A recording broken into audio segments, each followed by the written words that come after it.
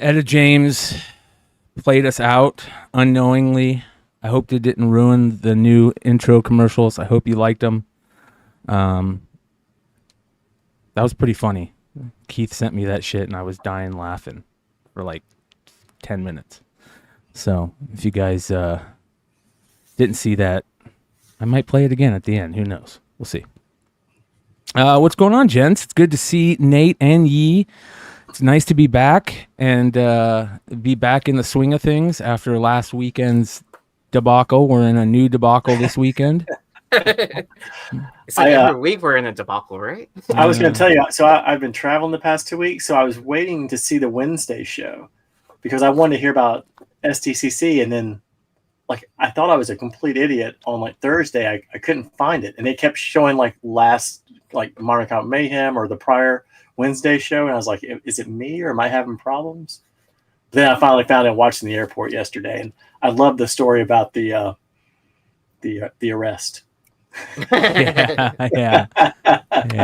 For those of you guys that don't know, there was a night in San Diego. I think it was Friday night. I know it was Friday night, and it was after the Bad Idea party, and we did some bar hopping, and everybody was just having a great night. I'll put it that way.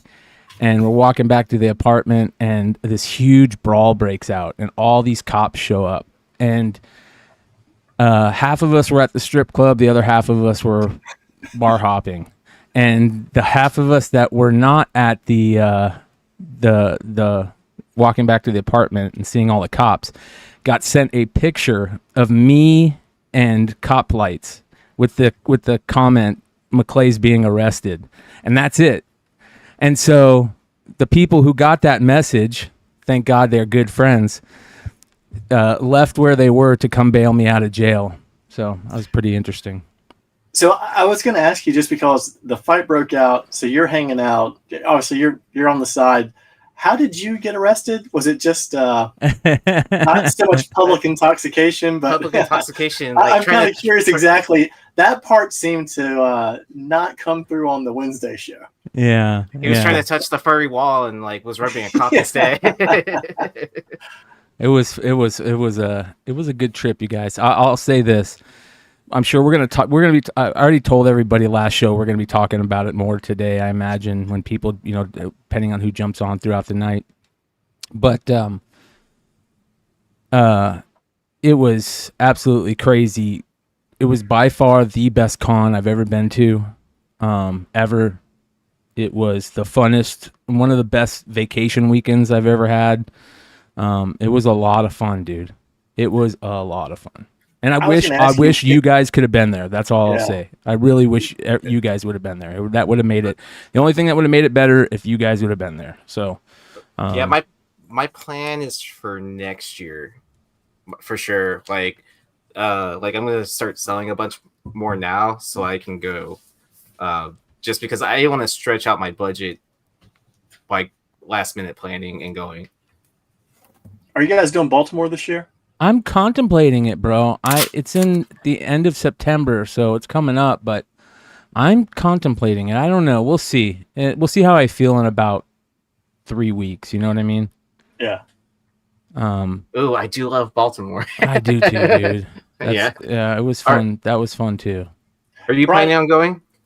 I think I'm going to go, but I wanted to check with you guys first, because I've heard from so many different people like how good a con it is, and so yeah, it's an easy trip. So well, it depends on what you're looking for, right? Like if you're looking for those random like hard to find variants or like whatever ratio variants, like that's a good con to dig at. But if you're looking for like pre-code horror and stuff like that, like. Or I just want to dig. It's a good con to dig at, like for sure. That'd be great. Like there's several booths that like they have dollar boxes, like even like some of those $5 and $10 boxes. You'll be amazed of what you find in there, just because Diamond is located in that area, right? Their warehouse.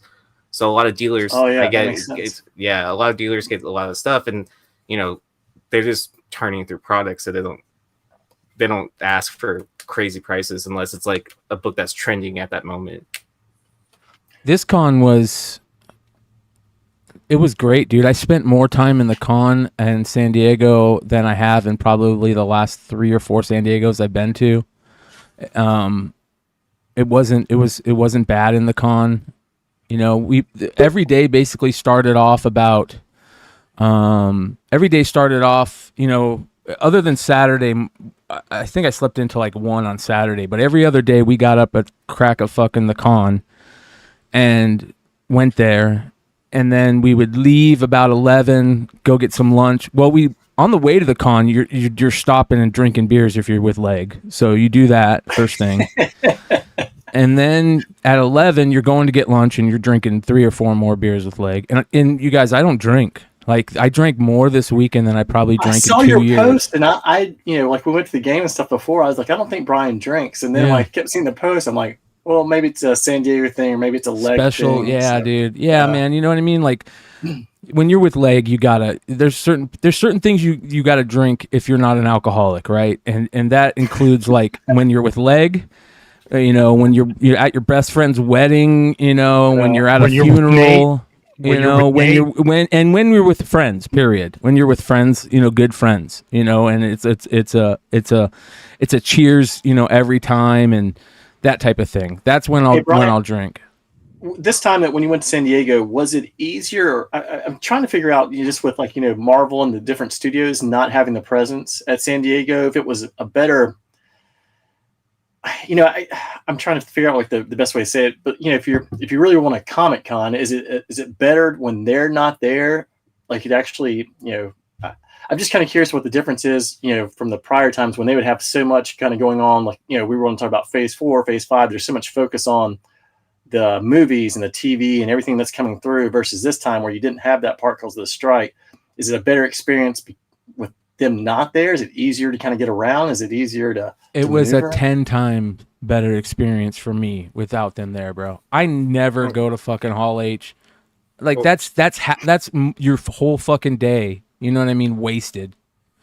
I personally wouldn't have any interest in that. I mean, it's fine like watching the videos later the next week or whatever, but I don't. That is not what would draw me to go to like San Diego. No. Well, so my favorite was before the con. You're like, I'm not spending any time on the con floor. Like, it's not gonna be I'm not gonna, like, I'll be there at 2 hours at max, and then just to hear you now just say like, oh, I spent hours on the con floor.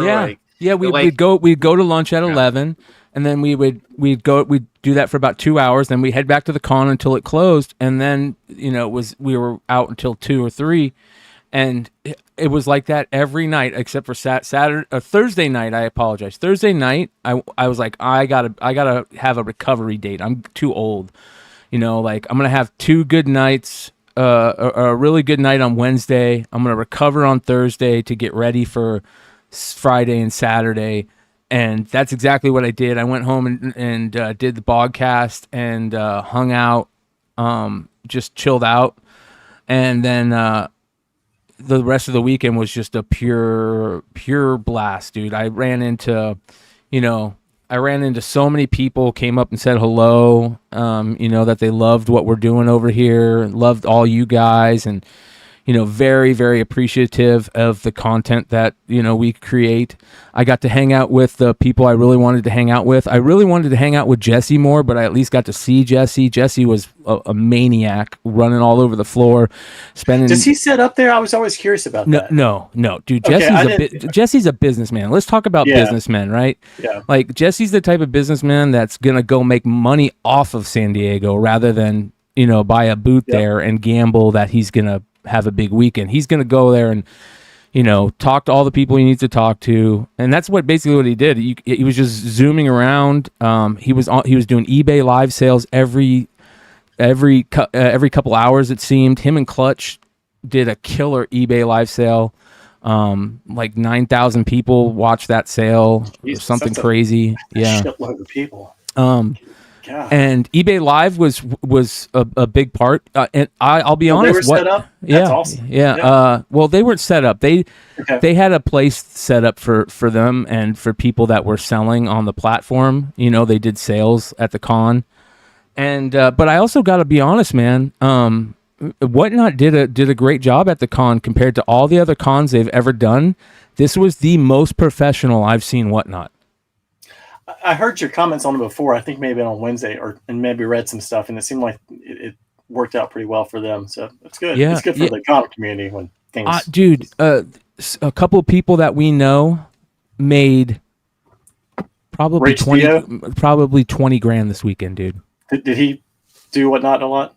Dude, Rage, everybody, Yeah. Rage, Drew from Wanted, Yeah. everybody was selling, right? Everybody was selling. Well, not everybody. I wasn't. Leg wasn't. Hive, did they do Whatnot? Hive didn't do Whatnot. No, Hive did. Hive was spending their time doing signings. They're doing signings for CGC. They're facilitators or whatever. Cool. So they spent the whole time at their booth. Did Dennis do Whatnot? No, I got to see Dennis. I got that. So I had dinner with Dennis. Hive, I saw the picture of him Leg. kissing James. Yeah. I just rolled. That was great. Right. Dennis cracks me up, man. I'll tell you. Here's one thing I will say about Dennis. Honest to God, straight from the heart truth. I enjoy sitting in front of Dennis and listening to Dennis tell stories. I bet he's got some good ones. I enjoy it, dude. He tells. He's a good storyteller, and he has a good time when he's out there. It's. I think that's what San Diego is, right? There's the guys that are just straight business guys, and they're just going to make money, and then there's the other guys that are just out there to have a good time. And it was a really good weekend this weekend, dude. Our place was right in the middle of the gas lamp, right above the Double Deuce. Oh shit! You had a perfect. If it's by the gas lamp, you're. Yeah, it was like we were 5 blocks from everything we went to this weekend. You know what I mean? That's badass. We used the Uber a couple times, and other than that, everything was. Saw the video for that one. You haven't seen the whole video. That was edited, man. My friend. Oh, you didn't show that last time. Heavily edited. Yeah. So you're gonna show the full Monty. I got a ton of content that I took at the con, videos, pictures. I got everybody to send me their stuff too to throw in it. So I'm working on a big video. Should have it out, hopefully by this time next Saturday. So be on the lookout for that on the channel. I will say, if you guys go to Baltimore, Brad called it out in the chat. He spot on, didn't even think about this, but the Orioles are so good right now. If you're talking about at the end of September, going into October. Oh shit. That would really make it a fun time. So yeah. Oh yeah. Well, yeah, because the last hotel I stayed at was right across the street from the ballpark. Yeah. And then that was like walking distance to the convention. Like I was 2 blocks away from the convention, and it was actually surprisingly really cheap. Oh, I thought you were going to say safe, because that's the surprising part about. No, it wasn't. It wasn't safe because the bar that was like right outside of my hotel, that's where I don't know if y'all heard the story about a kid like holding someone up at gunpoint to steal a car. It wouldn't surprise me. Yeah, so that like it was like a 12-year-old with a gun or something like that. I took my dad to an Orioles game, and it was before COVID, and our hotel was not far from Camden. And he was like, "Do you want to walk back?" And I was like, "Dad, absolutely not," because I had gone to grad school the first time up in Baltimore, and I was like, "I don't care if it's 1 block or if it's 1 mile or 10 miles." I was like, "Get a car." Yeah, I did not want to do a lot of walking at this con, but then I realized I've gotten to that age, and I got one of those fucking sciatic pains that is absolutely horrendous. So if I just stand for longer than 5 minutes, my whole fucking right leg and my back, my lower right back is on fire, dude. So if I keep moving, I'm good. So I got to the point where standing in the lines, I was just like, I'm not doing this anymore. I don't want to stand in the lines anymore. I'm done getting exclusives unless it's like empty and I could just walk right up, which most of them were. And that's the other thing. So pro tip, and this comes from a serious pro tip: if you really want to make money at San Diego in the exclusive game, you don't go spend time standing in lines. You go to the places where there's no lines. You go to Art Adams, you go to artists, right? You go to the IDW booth. And by the way, this is coming from one of the biggest pros I know, and he's like, that's how you make money, right? At this thing, you don't stand in line because you're wasting time. And for the most part, half of those times where you stand in line, you're going to be able to walk right up, 20 minutes later, 30 minutes later when nobody's in line. So I don't want to stand in line anymore, man. I'm too old for that shit. I really learned that this con. I learned that I'm getting super old, and the girls seem like they're getting younger and younger. It's weird. It's weird, dude. I've finally hit that age where I'm like, this like, you know what I mean? And also I realized that I enjoy these type of moments more than I ever did in my life before. You know what I mean? I enjoy being around the company. The company. Times with your buddies. Yeah. Yep. Good times with your buddies, with the people that you enjoy and love being around. That is the most important thing in my life at this moment, and enjoying life. You can't go crazy, but you could do San Diego once a year. You know what I mean? And that's the fun part. There were a couple things I was going to mention after watching the pickups that you did on Wednesday. One, very impressed with the Simpsons 4. That was fantastic. The other one I just want to mention to you is that the shop that Yi and I go and get cards at up here, when you're talking about the Peach Momoko, the original art, and you didn't go back, there's I don't know exactly what Marvel said it is, but they actually have the original art on one of their walls for that Peach did for a Ghost Rider Topps card. Oh, wow. And I guess somebody did buy that. Somebody did buy that. The piece that you were looking at? Yeah. It's probably from this set. I know it very well maybe. I'll take a picture and send to you guys so we can see it. But I mean, I should have done one there earlier. I mean, they did use some of that art for comic covers as well. Yeah. Well, this Ghost Rider cover, man, it's one of my regrets of the con. I have a couple of regrets that I didn't buy that Ghost Rider cover. I didn't stop by Kwame's booth and talk to Kwame at the what is it, Super 7 booth. Oh man, I was going to ask you if you saw the Cats Lair live. No, I didn't make it to Mondo. Oh shit! Oh wow! They had some. Yeah, bro. Well, you forget how big this place is. That's never being there. I don't. It's hard to quantify exactly just like how hard it is to get around and how big it really is, like what you're trying to do during the day. Yeah. I haven't been either, but have you been to New York before, Brian? No, I haven't. Okay. See, because I feel like that would be a good comparison for Nate and me because we've both been to New York before. I imagine it's kind of the same, like with the, chat. What do you guys think? Do you guys think has there anybody been to both, and are they similar in size and scope? Let us know. Yeah. I will say just from what you were kind of talking about, Brian, like as big as like New York is, I did, there's so many people and kind of like, I just wanted to hit like a few things and kind of work my way around. But no matter what, I was like, well, I just want to go back to the bars. So I'll just, just kind of wander back. Well, I mean, my first time going, there was a bunch of artists that I wanted to get autographs from. Mm-hmm. So I spent a lot of time in Artist Alley.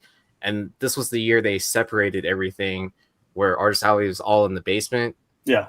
And then my first day there, I ended up being like one of the sheeple to line up like in that pre-waiting line to only find out, if I just showed up on time, you can just walk in. Instead of just like going through another line for no reason. And I was just like kind of like, okay, well, I know what to do the next day. Did you see Phil's note about the size? Yeah. But Jesse says New York is bigger than San Diego. That's interesting.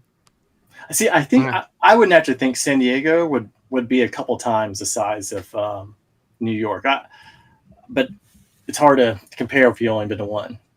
I don't know, man. I guess the big thing about San Diego to me is the locale, right? I mean, it's gorgeous. It's 75 degrees. Yeah. Every morning it's like cloud cover, and you get the sea breeze that feels like sprinkles,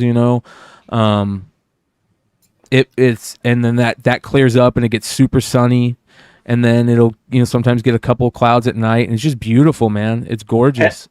Have you gone over to the Padres Stadium where the Tony Gwynn I did. statue's on outside of it's You know an what I incredible did? statue.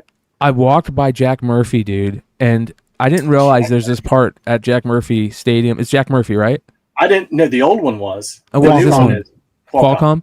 So I walked by that one, Or and whatever I they didn't know that there's a Echo. spot where you're basically looking at home plate from the outfield, and it's open. And I mean, you're looking straight down home plate. You're walking down the street, and it's all open. That's all open. You could see all the seats. You can just watch the game from standing right there if you want. It's amazing. It's a great I took videos park of it. in that whole area. You know, when you get into Petco and then the gas lamp and all that kind of. I mean, just because everything's so easy to get to. And there's I don't know if you saw it, but there's a beer they have it. It's only in San Diego. You can get it shipped around California, but not outside the state, I believe. And remember when the strike happened in '94 and Gwynn was batting .394? That's the beer, .394 and '94, and it's got a shadow of Tony Gwynn batting. Oh, that's dope. Wow, It's that's very cool. Yeah, That's cool. It was I mean, it's San Diego and the everything about San Diego. You know, I didn't see as many drug users as I did in Seattle. I'll say that. There was I mean, you would catch them every once in a while, but man, Seattle, it was like you could not look, and you're gonna see somebody using drugs no matter where you're at. You know, you could spot them Like within your tons of shooting eyesight. galleries, Yeah. stuff like that. Yeah, it's crazy, bro. But San Diego wasn't as bad. I mean, there was a couple of them, but it wasn't as bad. Maybe they did some type of cleanup. I imagine they probably cleaned it up a little bit or something before then. But the gas lamp was great. They always shut down that one street, and so you can just walk down that whole street, and that's fun. It was good shit, dude. The Bad Idea Party was a fucking blast. In the same place Did you it get was a last chance year. to see Hasbro set up?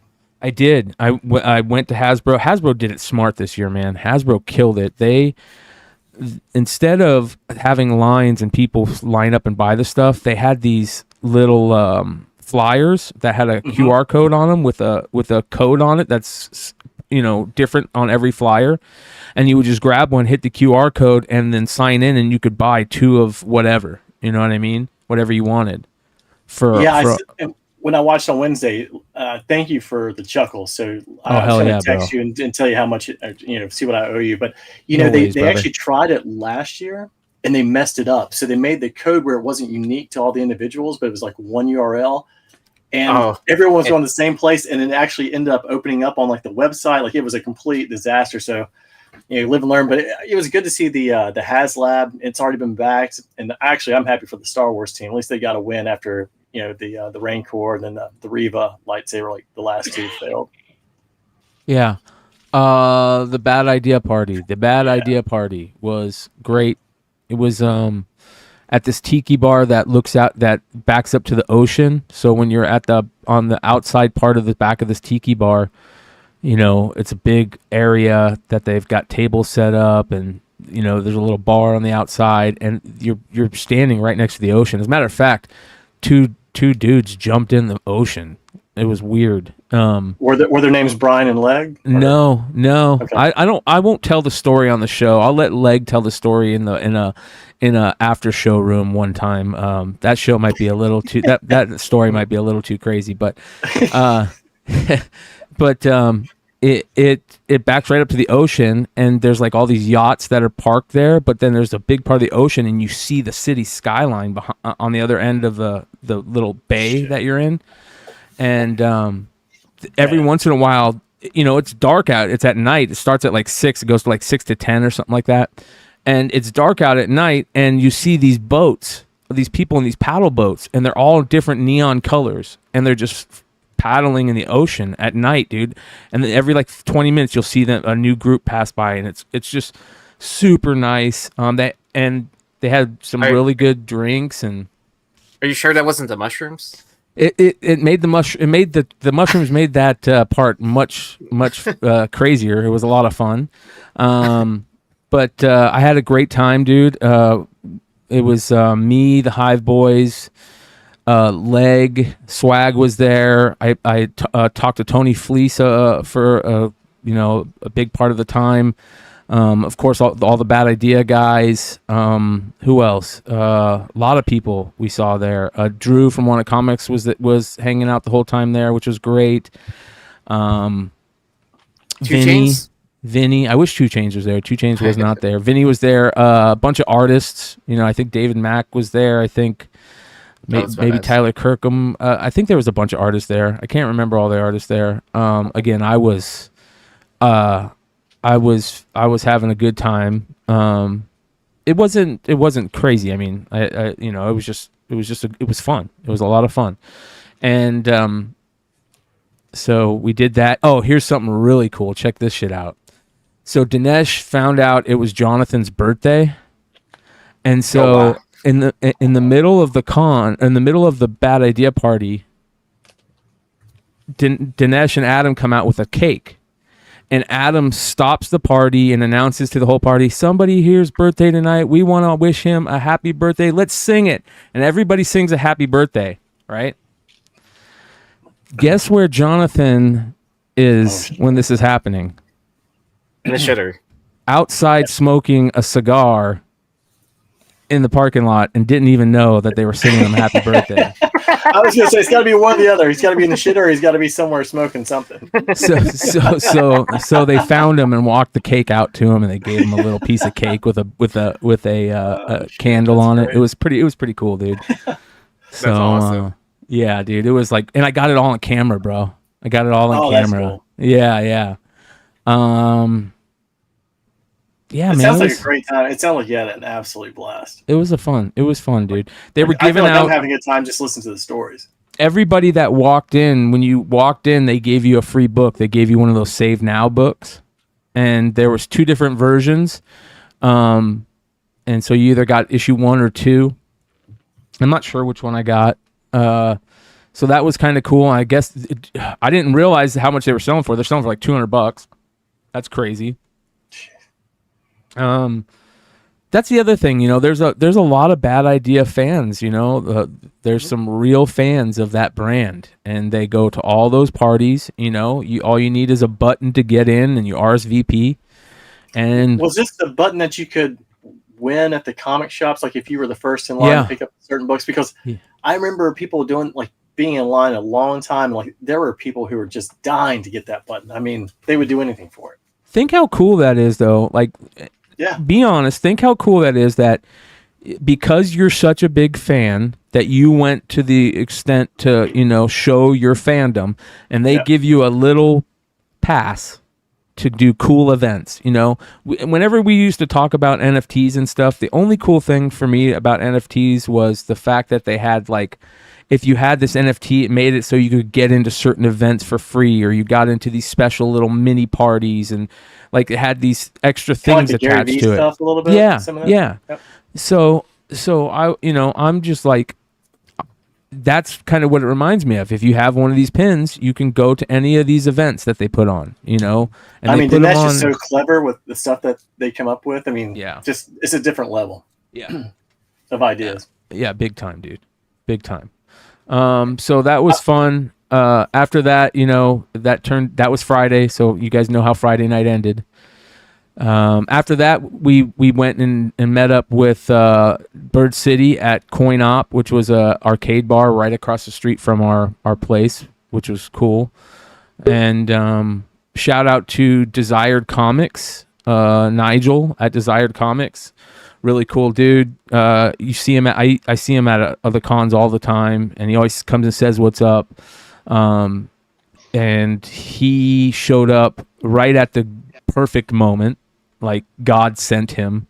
It was crazy, and you guys probably heard that story already. And I met a bunch of people. I met Golden Age Guru. That his name's Jeff, I believe. I met him for the first time. He's a really cool dude. I met Neo Geo Comics, and he's a cool dude. Bird City was there. So you met the comic Illuminati, is what you're saying? Yeah. Okay.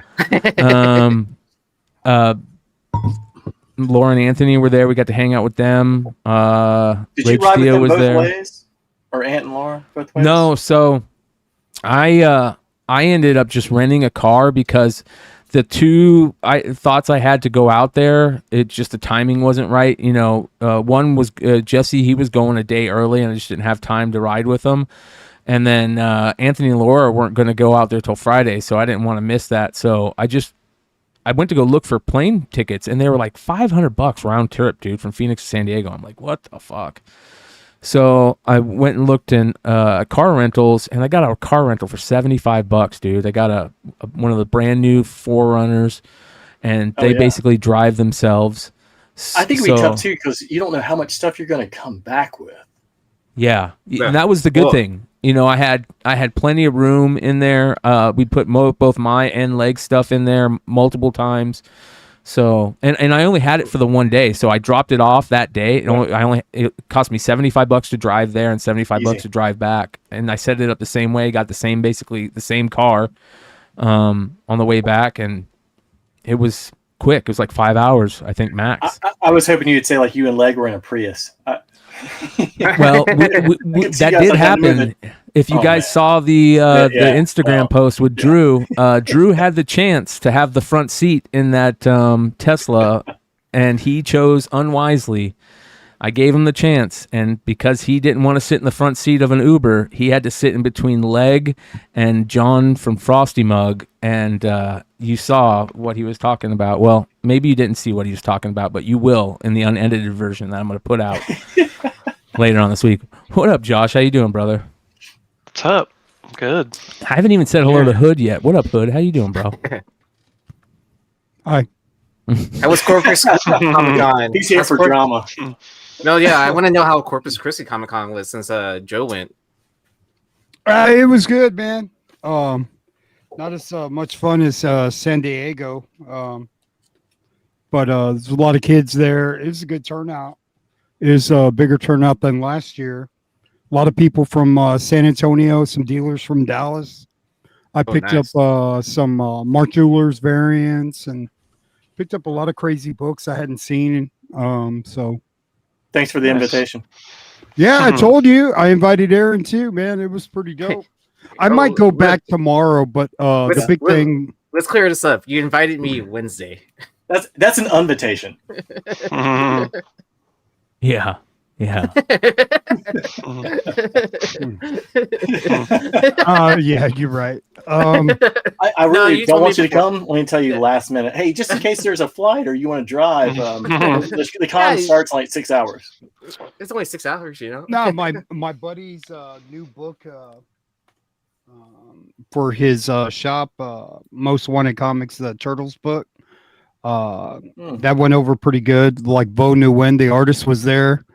That's cool. He did an event at his shop, and he did a signing there. And man, the artist is cool as shit. And I had met him last year. He had done a remark on a G.I. Joe book that he did, but and he hosts a lot of cons. He's like in charge of like some Austin cons and stuff like that. So, did you get the cover that you posted, the Guardians, done this weekend at the? Yeah, I got that done from another artist. It's beautiful. It looks great. Yeah, another artist. Her name is Brittany Ann, and I met her last year, and I bought some prints from her, and she did a Rocket Raccoon for me, and I just went ape shit, dude. Like, the Rocket's my boy. And she was just like, oh, like, no big deal. I go, you need to draw more of this. You need to do comics. And right now she's out of Florida, and she just does she does a lot of prints and things like that. Let me see. Oh, here it is. Look at that. Look at my boy right there, bro. Look at that. Yeah, Joe background, the explosion. Look at that, dude. He's got a little Groot with him. Bro, like, bro. Yeah. Are you serious? I may go back tomorrow and have her draw something else. I don't know, but she's amazing. Yeah, you guys, I keep forgetting those cons are going on right now, right? Mm-hmm. Corpus Christi, and there's also the Terrificon. I saw a lot of people. I saw Newbie was posting a bunch from the Terrificon, I believe. I saw Nemesis Prime. They were ripping cards like even before the con started. And then someone who messaged me, Rocksteady, he messaged me and was like, hey, tell Newbie to open more cards because that was too much fun. And then newbie showed me what he was hitting. He hit a out of the Mojo pack a numbered Judge card, and then was it a numbered Ellie or was it who was it? Oh wow! No, it was an out of 50 Jackson Holiday. Shit. Yeah, That's a Mojo. card. Yeah, Shit. but yeah. So I was like, I was like, these are the cards you're supposed to grade, right? He's like, Yeah. oh, I had no idea. I was like, yeah, these are the cards you want to grade. He's like, I can't find any prices to compare, like to sell them. I'm like, Is it the grade them. He pulled them. He pulled an Ellie Mojo Auto. No, it was an Ellie. No, it wasn't Ellie. It wasn't Ellie. But he pulled Oh, a Jackson okay. Holiday to 50 Mojo. Yeah, Yeah. Jackson Holiday out of 50 Mojo. I think it was gold bordered. Shit. Yeah. Yeah. Shout out to so- Funhouse with the $4.99 super sticker. We're gonna Yeah, bring this is Funhouse Bo's on art, later Brian. in the show. He's gonna come hang out Yeah, with us that's for a little bit later on. It's a great cover hood. I actually forgot until A matter of Filth in fact, there. look at the Nationals speaking going on. speaking of Nemesis Prime. There There he he is. is. Look at There's that. Justin. Oh, Yeah, dang. hanging out with What's Newbie and up? Rocksteady Comics. Shout out to Rocksteady Comics. Been watching all these guys' IG today throughout the day. So What, Good when they broke that, what's it? So I'm thinking in my head the mega boxes for Bowman Draft, or not Bowman Draft, but Bowman, because that's where I got that Jackson Holiday variation mojo. Is it Yeah. Bowman that they're breaking? Yeah, it's the Bowman Mega boxes. That's man. Yeah. Sounds like doing pretty well. Good for that. Yeah. And I told them I was like, hey, Chrome just came out this week. Yes. I would personally hold like any boxes you haven't or thinking about opening, like just hold Bowman now. Like buy them still, but like people are gonna be hyped on buying singles of Chrome right now more than anything. Yeah, we broke 2 boxes earlier. Nice. Okay, so those were hobby boxes that you broke. Yeah, Ann and I we broke a couple boxes a few hours Nice. ago. I can't wait to show you all the hits from the finest I hit. Oh, And when you see let me tell you something. That Acuna was one, but there are some others that are big cards. Oh, really? Yeah, I'll show you my hobby box of Chrome too, because it wasn't good. Your box was probably better, honestly. We were talking about the National. You brought up the National, right? Nate. Was there anything I saw? Manny, we're going to talk about some craziness that I saw in the cards that happened in Drama Alert section tonight, which will be in a little bit here. But has there been anything crazy that's happened at the National that I'm not? Because I haven't been paying attention to anything at the National. I'll be honest. I've been out of town for 2 weeks, so I've just kind of caught up on some of the San Diego pieces. And until like I remembered or I saw Phil's note, I kind of forgot the Nationals going on. I'm just way behind. I know someone opened a case of Exquisite Upper Deck. Oh, I saw that. Basketball, I got videos of that. Yeah, let's play that, bro. where the kid pulled the. Oh, do I spoil it now or What? why we're showing? No, don't spoil it. We'll play Okay. it. We'll play it. Okay, Yeah. But yeah, have I heard of anything else really going on in there? Ken Golden is signing a bunch of random shit. Why would I want him signing anything? Like, why would you want him? What's he sign? Cheese dick? Like he's been signing like baseballs Slap and dick. shit like that. Like I saw him saw him sign like some kid's like phone case. What It's I'm just like holding in kinda my weird. hands. Yeah. Probably Yeah, I the mean- most expensive baseball card. Actually, the funny part is Yee gave me one of those for Christmas. That's where I got mine too. I Yeah, thought so I was Hey, wait a alone minute. until I heard Yee hoard himself out to everybody. Hey, but I gave it to the 3 people I knew that would appreciate it. also, there the was most. somebody else. Brian. Oh, Brian. Oh yeah, Oh, Yeah. yeah, One to I haven't Brian? opened mine yet, dude. I kept dude, mine it's unopened, awesome. bro. that I'm gonna do mine in a video. Very cool. Yeah. Very- I'm gonna do mine in like a special video. I'm gonna have like a light on it and like a special camera in there and shit. Oh, you got to get the white gloves too. You know what I hate about cons, dude? I totally forgot. So I'm digging through back issues, and oh my god, dude! The guy was from San Antonio, and I could see somebody walk behind me, and it was like just one of the fucking guy just rolled up in there just cause, and he's sweating. He goes, "Hey, Bato, do you can you price out books, Bato? And he goes, yeah, I can price. What do you got?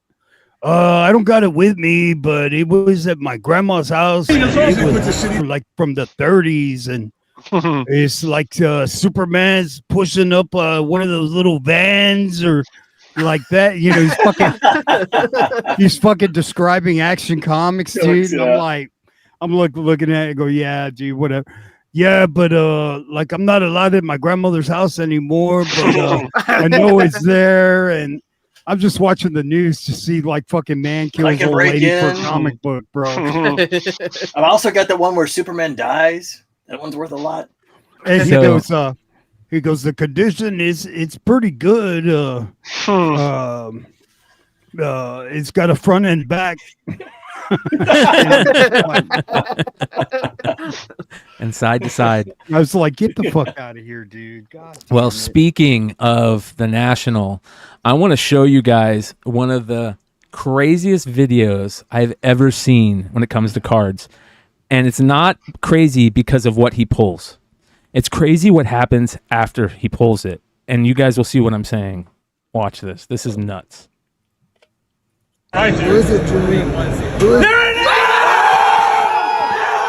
He's opening. This kid is opening a box of Exquisite Basketball. All right. And he pulls a Jordan Auto out of it. Patch Jordan Auto. Patch. Yeah. Watch what happens. This is so crazy.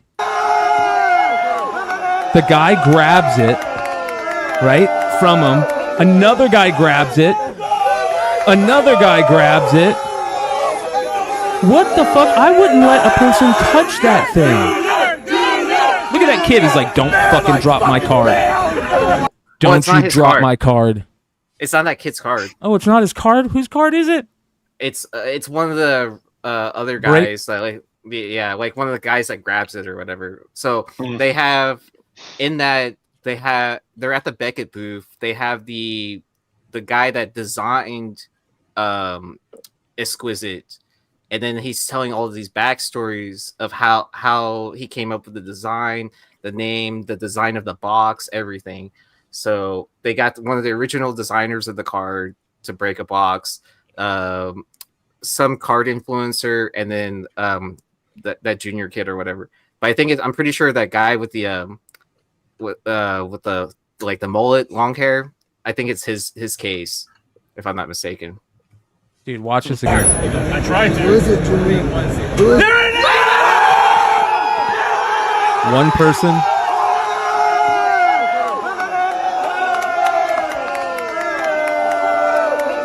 Second person.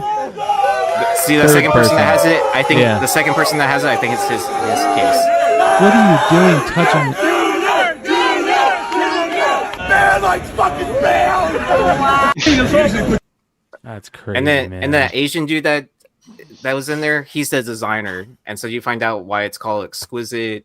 The idea was like to name it like a jewelry box, like Upper Deck wouldn't okay it being called Upper Deck Black. The original case was supposed to be like clear acrylic or something like that. So yeah, all kinds. So it was a mahogany wood box with like a clear top on top of it or something like that. That was crazy, bro. I would have been so fucking pissed if that was my card and all those dudes. It was like when Charlie Bucket opened a pack of the Wonka, and it's get out of here, Charlie! Right? Yeah. Everybody's got it. Everybody's trying to get his golden ticket. Yeah. It's like, get the fuck out of there, bro! They're trying to take your ticket, dude. Is that the grandpa who can't walk, and all of a sudden that ticket comes out and he's dancing around? Oh, yeah, dude. What the fuck, dude? Yeah. Like, strange. how does that happen, dude? All four of them won't get out of fucking bed. Yeah, they're all in bed. What the fuck, man? I bet the house smells like piss and shit like that, dude. No, it smells like cabbage. Hands everywhere. It smells like cabbage. I don't know what you're talking about because they're always eating cabbage stew. Oh yeah, cabbage stew, right? Like I thought he was gonna get slapped across the face. He goes, "Cabbage stew again, Mom?" And she's like, "Watch your fucking mouth, Charlie." Hey Josh, Right, dude. Oh my god. I need your help. I gotta find What? this. I gotta get me one of these. Oh yeah, that cover is hilarious. I have to get me one of these Oh my god, ASAP. dude. Right? What does that translate to? Donald Duck on heroin. AKA Brian's trip to Yeah. Seattle. Yeah. It's like I let Minnie have it. Jesus, man, look at that thing. Come to the Seattle Con. Yeah.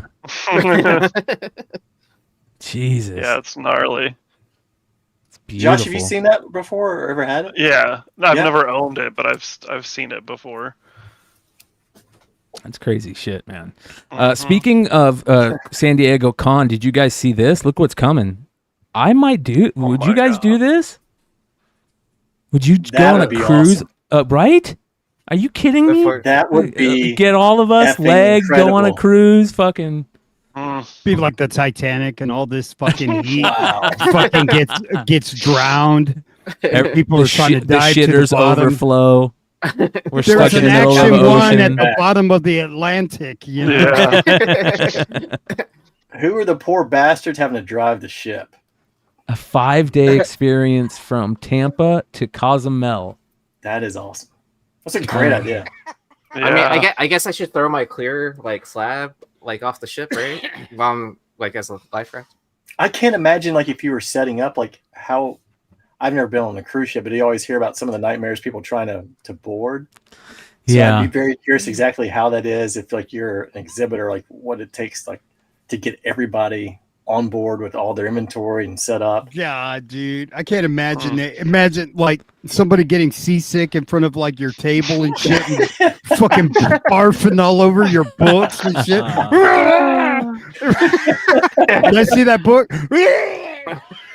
Well, this is The perfect saltwater, timing. right. This is perfect timing right here, just because there's a great little comment right here by our boy callsign Decor that says, "Great idea. Let's get all the whatnot people and their influencer people on board and point it directly at the nearest iceberg." Ouch. That leads us into Wow.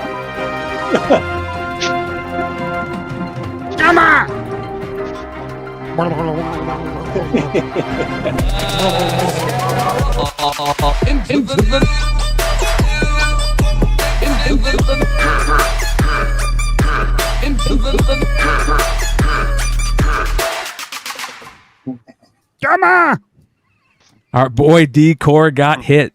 They sent out the hackers. Whatnot sent out their hackers. They're like, no more of this Decor shit. I was wondering, I was like, when did he fall in love with Bitcoin so much? Because I was like, wow, someone's done really well. When people in group chats started sending me messages hey, Yeah. Decor's doing Bitcoin and all this stuff, and he's bought this Range Rover, and this is how much it costs a month to maintain that.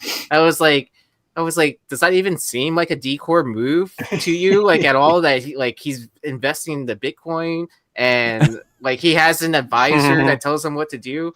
I was like, his profile probably just got hacked. And then on Wednesday, he jumped into the chat and was like, "Oh yeah, my profile got hacked, so report it if you can." That is hilarious. Right at the time of San Diego Comic-Con too.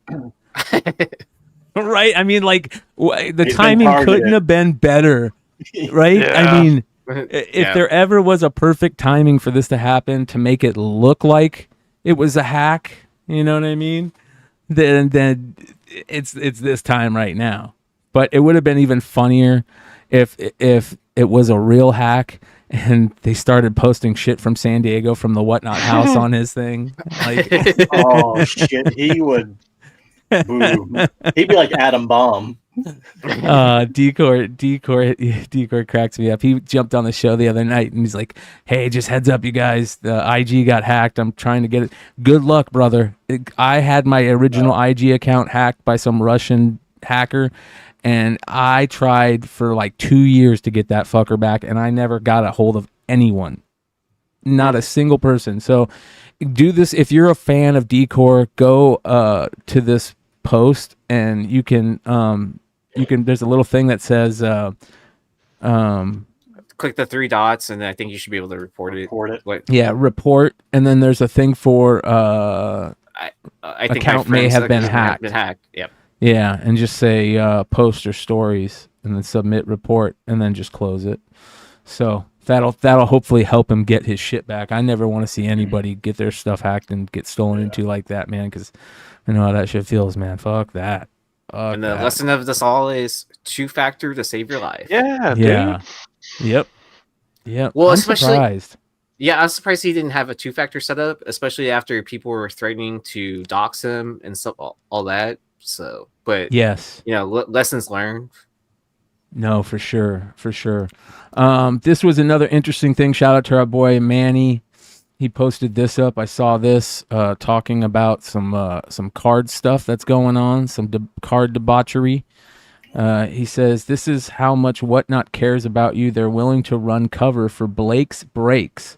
Video don't lie and policy was broken. It's clear as day, but Whatnot just closes their eyes as regular people get scammed and rip off. Meanwhile, sellers with privilege like Break rides off with your hard-earned money. What makes it worse, there's rumors that Blake's holds a % in the company. What? Holy shit. That's kind of crazy. If true, how messed up it is that a person who's already making money on the back end has no problem scamming people. I know it's not Blake who switched the pack in the video switching said pack, but it's his Whatnot stream, and it's his name blasted on the screen, so the buck stops with him. Remember, people, Whatnot doesn't care about you. All they care about is the money, which is okay in business, but not okay when for them to always claim, quote, we do it for the community, we love the community. And he goes and talks on and on. And basically, we've been hearing this pretty heavy over the last probably 2 months, that the card section on Whatnot is just horrendous. I mean, the stuff that we hear behind the scenes, the stuff that the sports card radio boys have been talking about. It sounds like it's really, really corrupted. Stealing one of ones, not sending them out. People that used to work for the company reaching out to the people that got their cards stolen and saying it's the owners of the stream or break. What's the beach? What not beachside?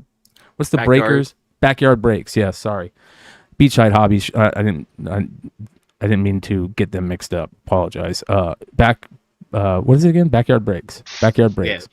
Yeah. And then all the subsidiary accounts they have, it's like backyard rips and backyard whatever. Yeah. Will you read my comment? Yeezee says, shameless plug. Make sure to catch my next break on Whatnot. Visibility on screen the entire time. Hey, Bryan, not to go down a rabbit hole, and this may be something to discuss later, but did you see where Fanatics is talking about having their own cons? No. Oh, I did hear about that. Yeah, and I think there's, considering how much interest they have in so many different leagues, that it could be something that goes on. Like, for example, if it was this year in Arizona during the Super Bowl, and they would have like NFL players take part. And there's a lot that could be kind of done there. It's going to be interesting to kind of see exactly where things kind of go with the Fanatics world. Did you see the Fanatics owner opening he opened a 1968 Topps pack, I believe. Oh wow! Oh A really? Pack, Wow. Yeah. Because 68 looks. I'm trying to think. Nolan Ryan, Johnny I Bench. was about to say you could have Ryan and Bench called 67 Seaver. Yeah. Have any of y'all watched Fanatics live yet, or heard anything No. about that? No. So they have a lot of strict rules, like when you're doing live stream breaks on there, where like you can't have the randomizer wheel, like all kinds of stuff. So there's a ton of rules that, like, where you don't see people that were flourishing on Whatnot doing as well on Fanatics. I think that would be great too. I mean, like because they have such a presence, they can really dictate what rules and how to. If they really want to, they can clean up a lot of things. Hopefully. Well, I mean, they're also in charge of the distribution too, as well now. Though, Yeah. so That's like, kind of scary. That's kind of scary. Man. Yeah, so that's It's almost like incestuous because they have so much power. It makes me a little. Yeah. Yeah. Awesome. Shout out to Comic Book Station on IG. We got another thief out there. Says Saturday 7/1, a Green Lantern #1 CGC 3.0 was stolen. If anyone has any information on this person, please contact us. So if this person looks familiar to any of you, contact Comic Book Station. He It's like fucking Jay stole from a Jay and killer Silent comic Bob. book, right? Doesn't kind of looks like Muse. Snoochie Boochie. Yeah. If Kinda Jason shitty. Mewes was a hipster, right? With that Yeah. man bun. Yeah. Hey, Josh, what's going on with this, man? I heard I had multiple people reach out to me about this. There's something going on with somebody trying. What's the deal with this? Do you know anything about this? They're scam listings. So what they're like doing? those. Yeah, it's like after I sold that wedding issue, and then there was like a couple different times where it popped up on eBay, and I'm like, it's fake. So these are Steve's books, and like they just used his pictures and then made eBay listings and are trying to sell them. That's a bummer. Yeah. And they had bids on them, right? Oh yeah. Did they I don't know sell? if they got taken. I don't know if they got taken down or not. I think they might have got taken down. Yeah, chat, let us know, because I see a bunch of people in the chat that commented on this. This type of shit is rampant right now. It's happening in multiple crazy. selling places. But this is why I like eBay when you're buying sports cards over a certain dollar amount. I think it's like $250 or something like that, right? That it's sent to before it gets to your house. It's sent to someone that eBay hired Third party. Yep. yeah, third party to verify that what you're buying is legitimate. Like either like it's in the correct casing, or if it's a raw card that's worth that much, then it's actually verified that hey, this is a real card, not just like a custom card that someone made or whatever. Yeah. So I think that they should have something like that for comics too, right? Like a comic that sells over $300, then it goes to someone to verify it, and then to that person's house. What do you guys think about this? Did you guys see this? Dan Slott put out a post on Twitter that said, "This is how much faith I have in SpiderBoy. While doing a CGC signing for the release of Spider-Man 7, I paid to get one, and yeah, I signed it. And now it's the only CGC graded comic I own, and the only comic I've signed for myself. I think SpiderBoy's here to stay."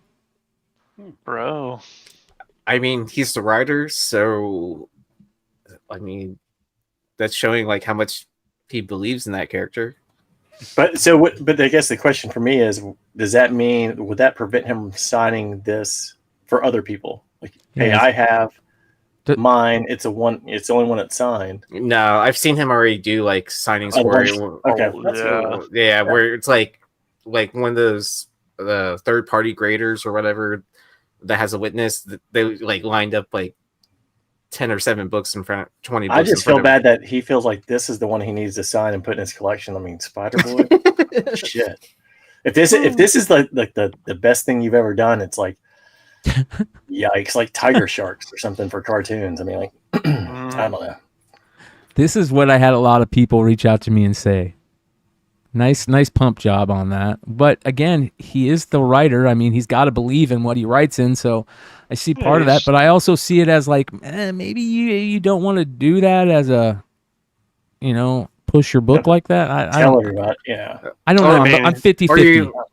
Or you have like 3,000 like blue labels on the CGC since. But he was also the one pumping, 98. before it came out about, pre-order this book, Yeah. So, He's not doing anything different than what Donnie Cates did when You're he right. was Well, did pumping Donnie his Cates shit all over the place. Did he buy his own book and say, "Hey, I bought it because I think it's a good spec play"? I don't think he ever did that, but I mean, he was still pumping. There's a little bit of that Carnival Barker mentality to it.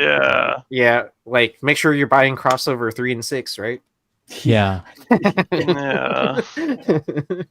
Yeah, it's interesting. But we'll obviously be keeping an eye on that SpiderBoy spec play, see how well that spec play plays out. I think that's very, very interesting. I haven't heard a lot from the Redemption about the National about the Redemptions. But I thought this was funny. I have been waiting 10 years, 1 month, and 3 days for my redemption. Wow. Yeah. So That's funny. I was gonna say he's definitely been waiting since COVID because he hasn't removed his mask. I want to know what that redemption is. Like, That's what you need to like. That's exactly it. Like you need a little bit more like my tops, LED, whatever it is. Yeah, what are you losing out on? Like, did you send in for a Wander out of 75 and get an Ozzy Albies rookie mini card instead? Because I know how that feels. I would assume it's like Panini to some degree, right? More than Tops. Yeah. No, well, let me tell you something, Aaron. Remember when Correa hit the home run against the Red Sox? Yeah, and he pointed to his watch. Yeah. That was almost 2 years ago. I still have not gotten my autographed the Tops Now card I bought in October of 2021. Dang. Yeah. Well done, Tops. Oh, yeah. Well, I mean, I do have a redemption that I'm waiting for from Tops still. I've got a couple of the autos from last year series. Have you entered them into the?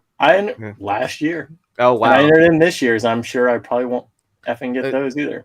Yeah, like it got to a point where they asked if I wanted a replacement value, replacement card, and I said, "Go ahead, request a replacement card," because I pulled like a picture redemption, and I was like, I don't give a shit about some picture auto redemption. Like, send me something else, and then that's still like within pending, and I'm just like kind of like, that's not good. Just, because I got in the Tucker and the Alvarez from the same series, but no Correa. And then I remember reaching out to him. They were like, "Well, Correa takes a long time to autograph." What? Yeah. Well, we're gonna move on.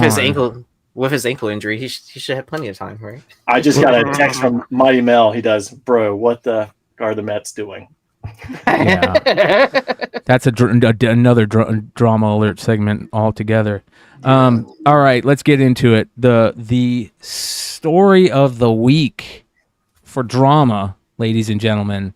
Here we go. Let's bring in our intro from our boy, the one and only Josh's Comics. It's Aaron from Josh's Comic Books. It's another Wednesday, and that can only mean one thing. It's time for the Collectors Week FOMO Book of the Week. Take a look, guys. So he decides to throw up Bry's Comics. New shtick, right? He started that shtick where he sends in a book to CGC to get graded. They only grade, a couple of them or 400 of the 1,000, and then they destroy the rest. And there's only 400, and there's only so many. I think it's 20. Right. So there's 20 of the virgins, and 479 or something. There's 480. I don't know, something 480 of the regular trade dress. So yeah, he put this. He went and put this book up as his, of course, FOMO book of the week. Let's continue. It is. When a store exclusive Virgin variant sells for over $5,000 fucking dollars for a book that came out a few months ago.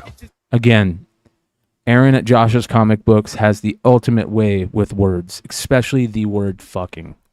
He uses that word in the craziest, most perfect places every time. But here it is. So let's see what it's currently selling for on eBay. Here are the last 3 sales of this book.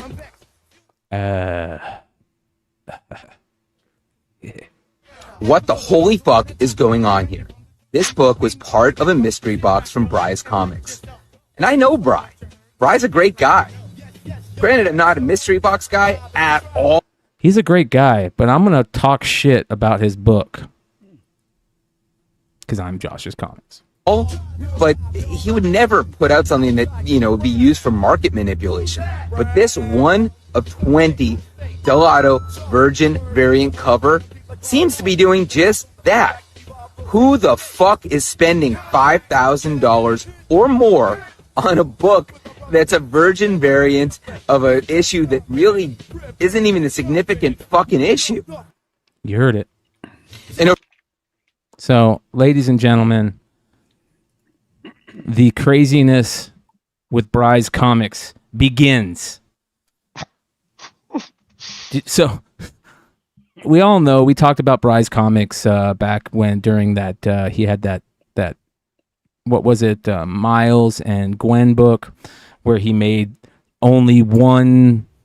He destroyed, He destroyed everything else, but got 99 or he 10. destroyed 999 issues. Fucking liar. Yeah. And Man, save those trees, man. Save those trees. yeah. and listen, it is what it is. It's manufactured scarcity, and it's nothing new. There's been people that have been doing that for years in the industry. No matter how you feel about it, you can feel about it either way, But the thing is that he decided to do it again. But he fucked up big time by not doing his due diligence on the art that he was putting out. Because, ladies and gentlemen, said art that he put out had been used. How long ago, Josh, was the first one? 2004. 2004 on multiple European Panini books, Marvel books, early Del Auto art. You think that you could have looked up that art? I mean, I would want to know how did he find that art? Did Del Auto send him that art? Did somebody send him the art and say, hey, this and that? And Nobody will ever know. well, hold on here. Here's the interesting thing. Certain people were smart and they reached out to the right people, and the right people that they reached out to was our boy International Comics. As a matter of fact, here is the post from Haha You Wish Comics, I guess. I need your help. So a while back, the rarest Del Auto was released. Turns out that cover came out in 2004. So I need to know what you think. Is this shady, hurtful to our community, or is this, quote, new cover legit? Huge shout out to my man International Comics for not only knowing his business, but bringing this to light. So what happened, bro? I mean, did somebody contact you? Did you see it, immediately notice it? No, so it got posted in a Raz group that I'm in. And that post was a post that was from Facebook. And so I was just like, oh, holy crap. Like, when I originally saw this book, I thought it had looked familiar, but I was like, I didn't care, so I didn't look into it. And then when I saw the picture of the one from Italy, I was like, oh my God, like, that was it. So then I posted about it. That's crazy. Somebody that's stealing my art. I wonder if Del Auto even knows about this. I mean, did you, because I see right here, this is the interesting thing. So check it out. Bry's Comics responds. This is the first I've heard about this today. I'm trying to get answers. Huh? That's crazy to me. I mean, yes. Hit on the next image too as well, or because that's because that shows the the other European ones. Yeah. So he said that somebody gave him the impression that it was a new cover. I wonder who somebody is. Yeah, so he told me that he's trying to figure it all out, but he told me that the way it worked for this book was like he only dealt with the Marvel reps. He said like he never talked to Delato once. Ooh. Like he dealt straightly with the reps from Marvel. So and I wonder if the person that he's saying tried to get him to believe that it was never used is the Marvel rep. And if that's the case, holy shit, he needs to say something, right? I mean, that's kind of fucked up. Yeah. Because that means it could happen to other people. This is a big tomato throwing session, right? This is, he came out and did this huge video on this. Oh, look how much these are selling for. As a matter of fact, I'm gonna bring some. Let me bring some of those up here for everybody to see, because wasn't it advertised as the rarest Del Auto? Yes. Yeah. And hold on. Not only that, you guys are going to trip on the stuff that he said in his video. Again, he didn't. He states that he made this video not knowing about what was going on in with that book and that type of stuff. But yeah, watch this. Hold on here. All right, there we go. So the value that was created by this box that is completely due to the response to this artwork is astounding. I'm incredibly humbled and grateful. Thank you once again to everyone for the support. And I just want to take a little second here. Why won't it let me make this big? Like, what the hell? There we go. There we go. To make a plug, if you enjoyed this art, if you think that this box had good value, just wait for the next mystery box. It is unbelievable. Unbelievable. The next one, I mean, it's similar. It's a similar idea, completely different art, completely different characters, completely different artists, but it is amazing. So make sure you subscribe to the newsletter at brycecomics.com if you don't want to miss the next mystery box, which is going to drop sometime in September.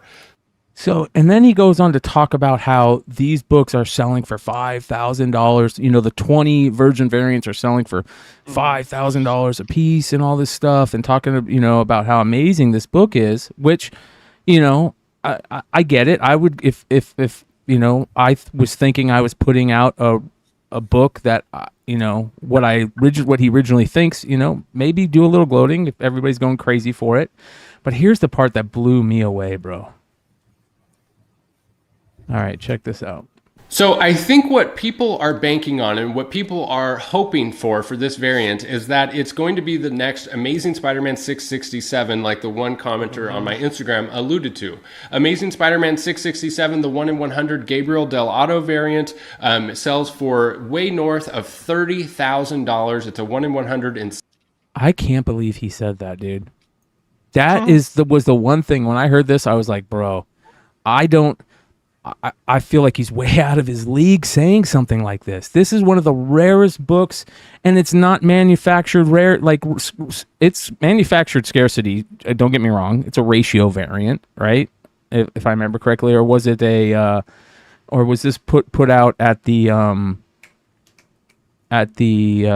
retailer incentive dinners thing? I can't remember which one it was, but it's not as crazy manufactured scarcity as destroying 940 or 980 copies or 979 copies of a book to take that they printed already. I don't know, man. It feels very weird. And then to compare a book that you're selling and you're trying to, and it's going to look like you're pumping your book. It just looks like you're pumping your book. That's what it looks like, and a lot of people are going to take it as that. So it just blew me away that he said that he's comparing his book to probably the greatest variant comic in the variant age, right?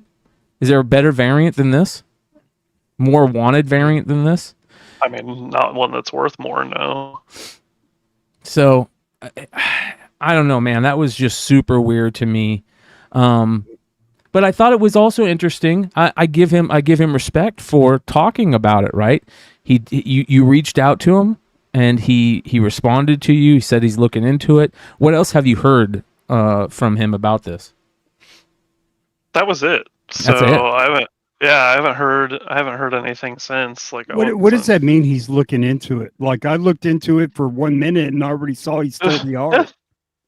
Like, right? I think he's trying to figure out like what happened. Because I mean, I would be doing the same. Hey, good catch, Josh. Let me buy some time so I can wiggle my way out of this shit.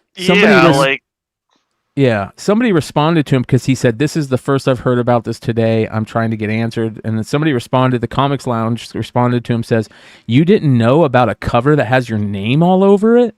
And then haha, you wish says, at Bryce Comics, thanks for chiming in. I believe you've been very transparent about this. And if you didn't know, that's really rough, as I genuinely think you were just trying to do something cool for the people. And Bryce Comics says, I did not know it was used 19 years ago on a foreign comic.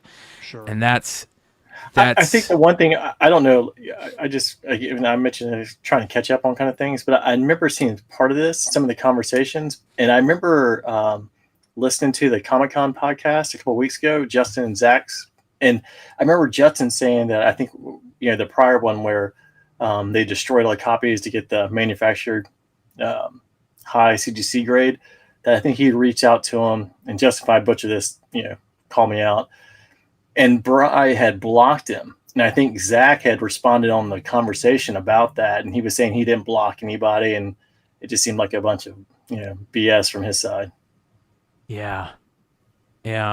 So he said he's going to make I think he said he was going to make a video at some point. So, I mean, how much money do you think he's made off of this? Because he, in the video where he's talking about how about market manipulation and manufactured scarcity and how crazy this book is selling for, he talks about that each one of these sold for a crazy amount. So the 20 that are out, are they all CGC? Just because we always talk about this about but are there actually 20 of them? He put them and they're in mystery boxes. So he sold these in mystery boxes. And you had your chance at getting one of either the trade dress or the Virgin, I think, or you had to pay extra for the Virgin. I think you paid more for the Virgin mystery box. Yeah, I guess that's where I'm. The thing is, since the comics themselves are not graded, you could have 25 and have 20 graded CG. I'm just trying to figure out if it's really 20. So the way that he presented that he got 20, right? Was that he sent a bunch to CGC to grade only 20, and then CGC destroys the rest of them. They're numbered, so on the case. I think so. Yeah, on the case by CGC. Okay. By CGC, yeah. So this is his post on IG. It says, "It has come to my attention that the cover art for my Amazing Spider-Man 26 was previously used over a decade ago on foreign products, in a foreign market under a different publishing company. I was unaware of this until just recently." Was it a different? Do they consider Panini a different publishing company, even though there's Panini under Marvel? Maybe. I don't know. Who knows? As always, honestly, integrity and transparency are at the core of Bry's Comics and everything we do. I'm working to get answers as to how this happened and why I wasn't aware. I'm hoping to make a video about this soon. There are a lot of questions that still need to be answered, and I want to make sure all the information is correct before commenting on this any further. For now, all I can say is I didn't know, and I'm trying to find out why. Stay tuned. I do want to say this real quick. I think that I've never talked to Bry's Comics.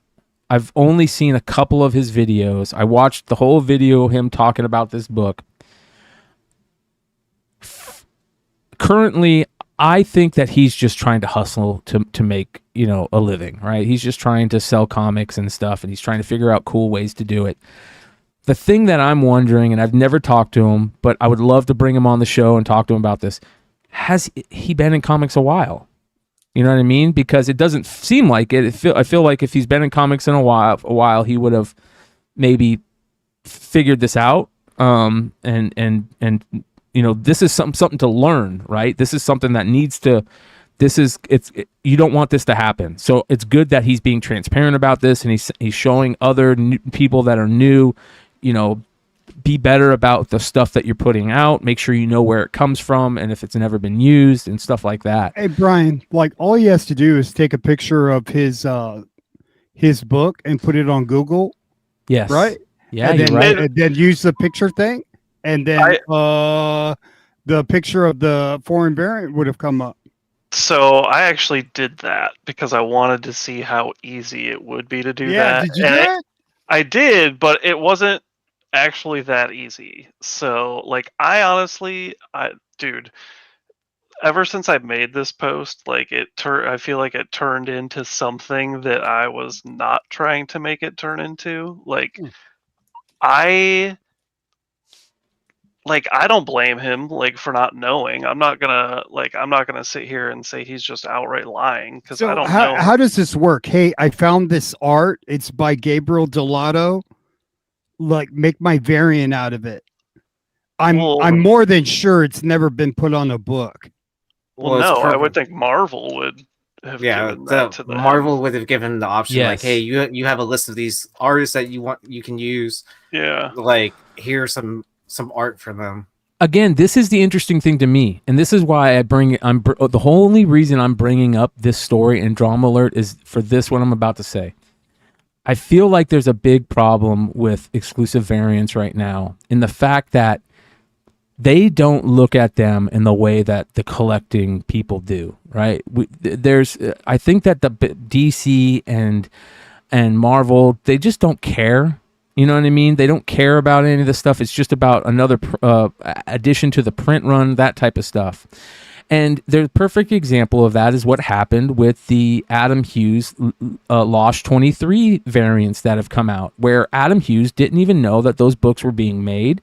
You know, DC should have went to him first and said, hey, do you want to do some exclusive foil variants of your Lost 23? We'll give you first chance to do them. And if he says, no, I'm okay, you can, and then they open them up to other retailers, right? But no, they don't even think that. It's on the same level with this. Del Auto should have been told, hey, we're gonna give this out to let somebody do. And so Del Auto could at least, contact the guy, or this guy can be in contact with Del Auto and, talk, and then that they can find out.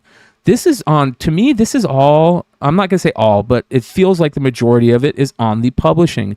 And, there's some crazy stuff going on right now with publishers.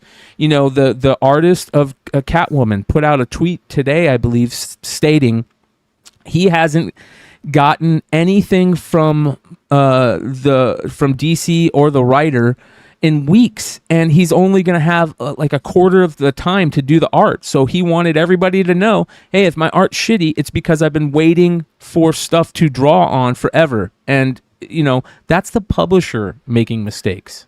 So like the Supergirl cover, when that's done, does DC own it? I guess that's where I'm trying to figure out, like, who actually owns the art with the copyright. Well, here's what's great about these questions that I do want to say right now. I'm doing a show I've talked about it for a while, but we're getting very close to doing it. I just got to come up with a name, you guys, so I'm going to need help coming up with a name for the show.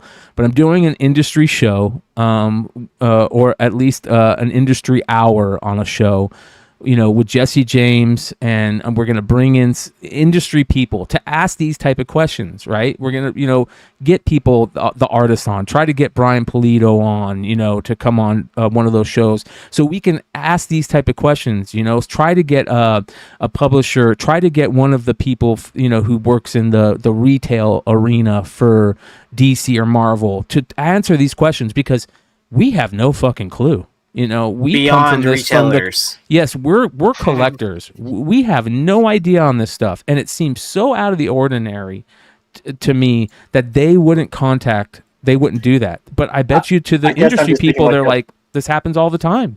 A bigger corporation, and if the artists are contractors, then they're actually, they're contracted out for a piece of work. For that company, the company owns the work that's done. I don't know if that's how it works, but in my head, that's just another perfect example. Yeah. Another perfect example. Here we got Mrs. Bird City herself right here. She says DC owns the art, but as a courtesy, they don't allow other shops to use your specific variant. That's bullshit. We know that because Bird City had one of their variants that they, created be used by another retailer for a foil cover. Like, what is going on there? How is that happening? So Yeah. And then, how you were saying earlier with the Panini being considered a different publisher compared to Marvel, that kind of makes sense to me because, Panini can get away with not doing a 3,000 print run on a book versus like here in the States, right? Yeah. So, I mean, I kind of understand that to some degree, but like, I would still consider it a Marvel published book. Hey, Phil, you know what, man? If Marat Michaels is smart, he'll put a cover out in a couple of days. Yeah. If he's smart, if he wants to sell some covers, he'll put that out. The big things were like, to me at least, about this is either he knew. Oh dang! Do you see this Laura comment? Oh, sorry. Oh, Yeah, 616 has made me cynical. He wouldn't communicate when confronted, just blocked us. See, that's sad. That's a bummer. Again, you guys, like this He's a this pussy, channel, man. there's always an open seat for anybody that wants to come on this channel and talk about stuff. Change my mind. Change our right. mind. Sorry for interrupting, Josh. Oh, no, you're fine. So yeah, I mean, the three things that either happened are either he knew and he's just saying he didn't know, or he asked Marvel said, "Oh, you can use Delato," and he was like, "Okay, like I want a new cover," and then Marvel just didn't consult Delato at all and just gave him that artwork and was like, "Yeah, here you go." Like, it is what it is. Or if Delato knew, like, and he just submitted old work, like. Well, but here's the interesting thing. I see this comment here from 360 Comics. Says, "Damn, dude, sorry this happened to you. No amount of reasonable due diligence could have uncovered that information, and you're not to blame here." Bullshit. That's bullshit. I mean, he's not totally to blame, but due diligence could have found that out. Yeah. And then, just as a reminder, people, our lines are open on the Discord. So if you want to ask a question and we miss it in the comments, feel free to jump on. Yep. Yeah, Discord Live is always open. You can find the link in the description and in the comments. Like he just said. curious, does anyone know Bryan? I have talked to Bryan before, and I guess I can kind of disclose that this information of how I know him. So back when we were on Flipside, when we were working with Key Collector and everything for the sponsorship show, we were someone's idea was to get in contact with Bryan to do a collaboration video with him. So we were supposed to do a collab prospect 10 list. I was in communications with him. I think I even talked to him on the phone a couple times, and then just the his schedule and our schedule just never lined up, and so we never made a list together and didn't do the cross promotion. So that's as far as the extent of working with Bryan. He doesn't seem like a bad guy. I've never talked to him. He does seem like he's pretty transparent. Like, he talked to Josh. He made comments about this. He put out this post, but at the same time, he kind of has to be at this point. But again, in the few things that I have seen of his, he just seems like he's, trying to run a comic business and to do cool things. I think that this is a learning lesson, not only for him, but for a lot of people that might be new in this business or this industry, because you got to remember how many people have jumped into the online retailer comic book, business, specifically to get into the retailer variant business. Well, this is the second time his name's come up. It is. Right. It is. Within In a the short last term, month. too. Yeah. Within the last month. So Yeah.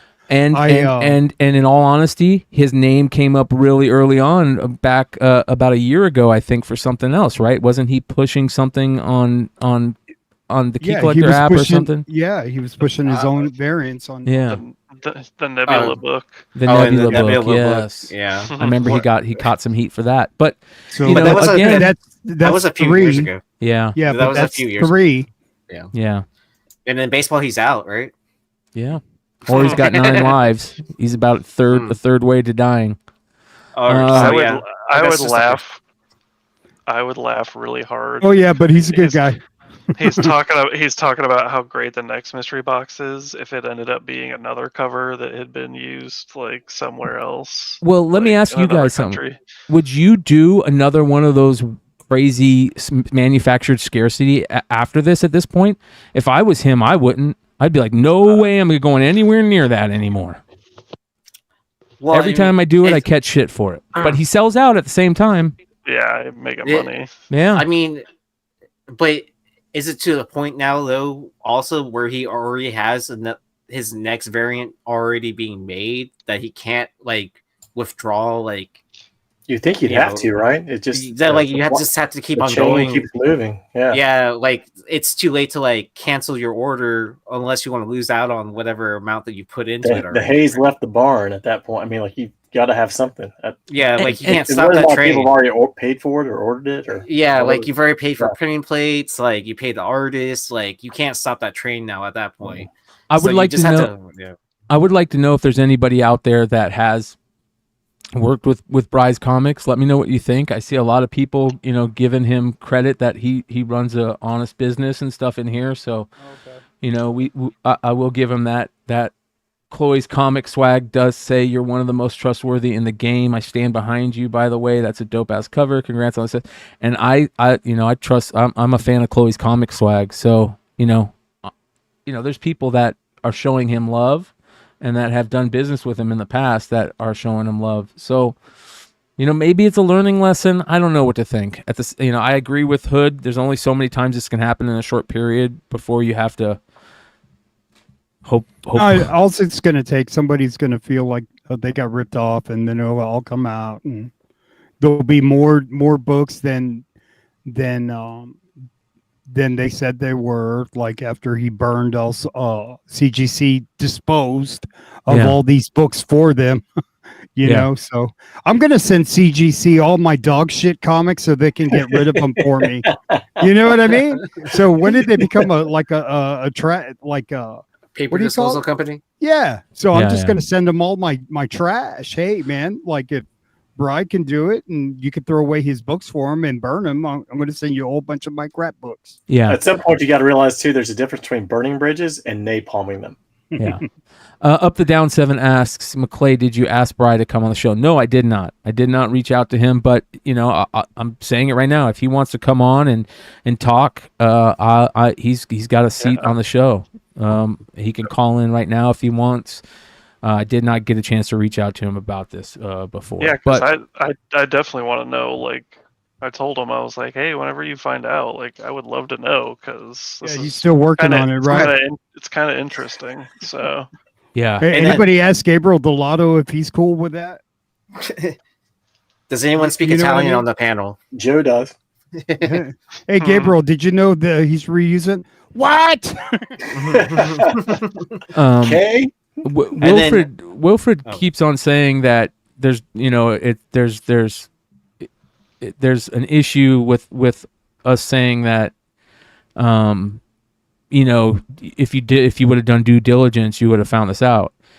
And I disagree. I think that Gabriel Delato, is such a big artist that I think that you would be able to find this. I'm not putting it all on him.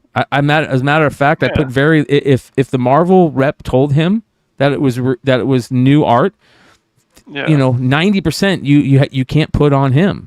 Oh, so that's what the Marvel rep had told him? Well, we don't know. So we don't know. So what he said was that he was led to believe By someone. Which would be a Marvel rep, because those are the only people he said he talked to, that he was led to believe that it was new art. And I said, well, who was that made you feel that way? Or, what exactly did they say? And, he hasn't said anything yet. So Could it also be an artist rep too?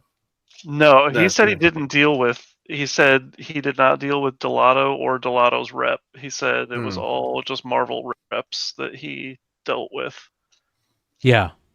Yeah, man, that's a big deal to me. And Yeah, again, how many times in the last new art, how many times in the last year have we heard about these issues happening, and half of the issue is on the publisher making the wrong decision or not making a decision. The acetate stuff, so much of that was on Marvel for either not knowing or allowing it. The mess ups, they didn't make sure that there was any mess ups on there. That there was a problem there, and how they handled that. DC, how they're handling the Adam Hughes stuff. Marvel, if it comes out that this is a Marvel rep that told them it wasn't used on anything else, it's sad, dude. It's really ridiculous. The 8 billion genies thing, where they got extra copies from the publisher, and that's a regular thing that happens. It's like, what?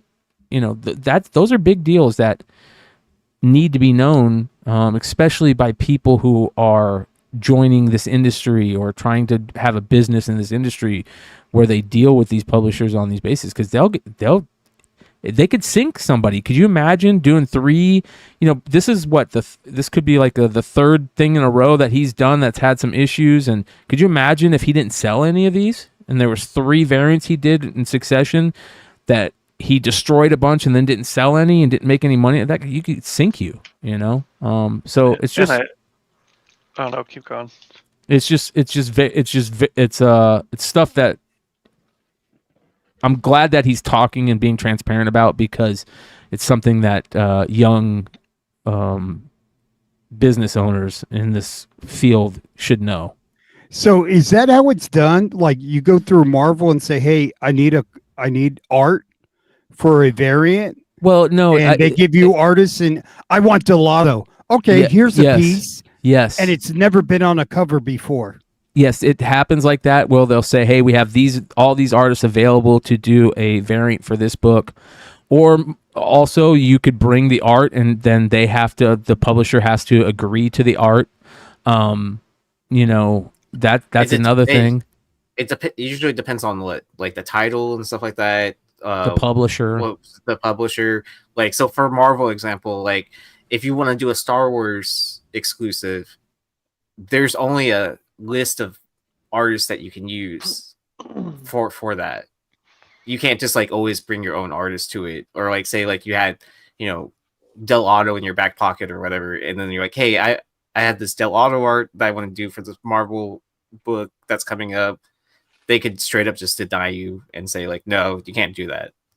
Yeah, like you have to use these artists that we approved already. Yep. And imagine if there's art that's available that they don't have to pay the artist for, they're going to try and push that, right? No. Oh, where it's already done. And it's already owned, by maybe they're trying to tighten their purse strings over there and they don't want to have to pay anything that they don't want to pay. And I do want to say I do like the Merca Andolfo cover that was in his mystery box. Yeah. The cover. One of one. Well, there's one. The one of one's a virgin, but then there were 250 trade dress, I think. Yeah. Ooh. Yeah. Oh, my bad. What up, brother? I'm actually good. I'm glad you came on. I was going to reach out to you to come on and talk about the. I'm watching. Yeah. And I'm like, all right. Here's a good to you, because I know people were asking about what happened in your situation. All right, so I'm going to jump on for a few minutes, and you guys can ask me anything you want on how the industry works, because I'm listening, and you guys are spot on for about 90% of it for sure. Nice. But there's a lot of bullshit, and it's aggravating. Not on your guys' end, but I'm listening to this. It's like, oh, so and so doesn't know, like the situation we ran into. People fucking know. So explain that, because I think that's what we need. We need that will explain a lot on how this works. How does it work with these? Explain to everybody how it works with the publishers when you're going to do a exclusive with them. And I know it's different, say with DC and Marvel and Image and IDW. So if you want to get into that, you can too. What do you guys want first? I'll break it down, because there's 2 different systems of how this works between an indie publisher and the main 2. So how does it work with Marvel? Okay, so Marvel and or DC. So the way it works is you have to be you're basically Marvel and DC work as a third party, like the handoff between artist and retailer. You go to the retailer and you say, this is the title I want to do. These are my artists that I would prefer, and they reach out to each individual artist and they tell you if they're available or not for the project. A lot of times, depending, because a lot of us are going to come and we want these big names right off the bat, and you always got to shoot for the stars. So you give them these, they come back to us and say they're not available, which it's a lot of back and forth, cat and mouse. Like, we're not allowed to communicate with the artist, but let's say hypothetically, I've reached out to the artist ahead of time and I said, hey, I want to do this. You interested? And they go, yeah. So I reach out to Marvel and I say, hey, I want to do this with this artist. I can't tell Marvel that I've already talked to the artist. Mm-hmm. So depending on what happens, they'll come back and say he's available or he's not. which then it gets into a whole nother chess match. Because if they come back and go, oh, he's not available right now, it's like, all right, how do I finesse this thing into making my thing happen? Because I've already made communication. Mm-hmm. That's what I mean. So when we get into these situations where these things pop up and people are like, I didn't know, there is so much back and forth. You have to know.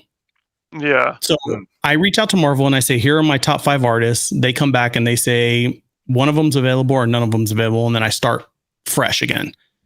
Let's say they lock in an artist.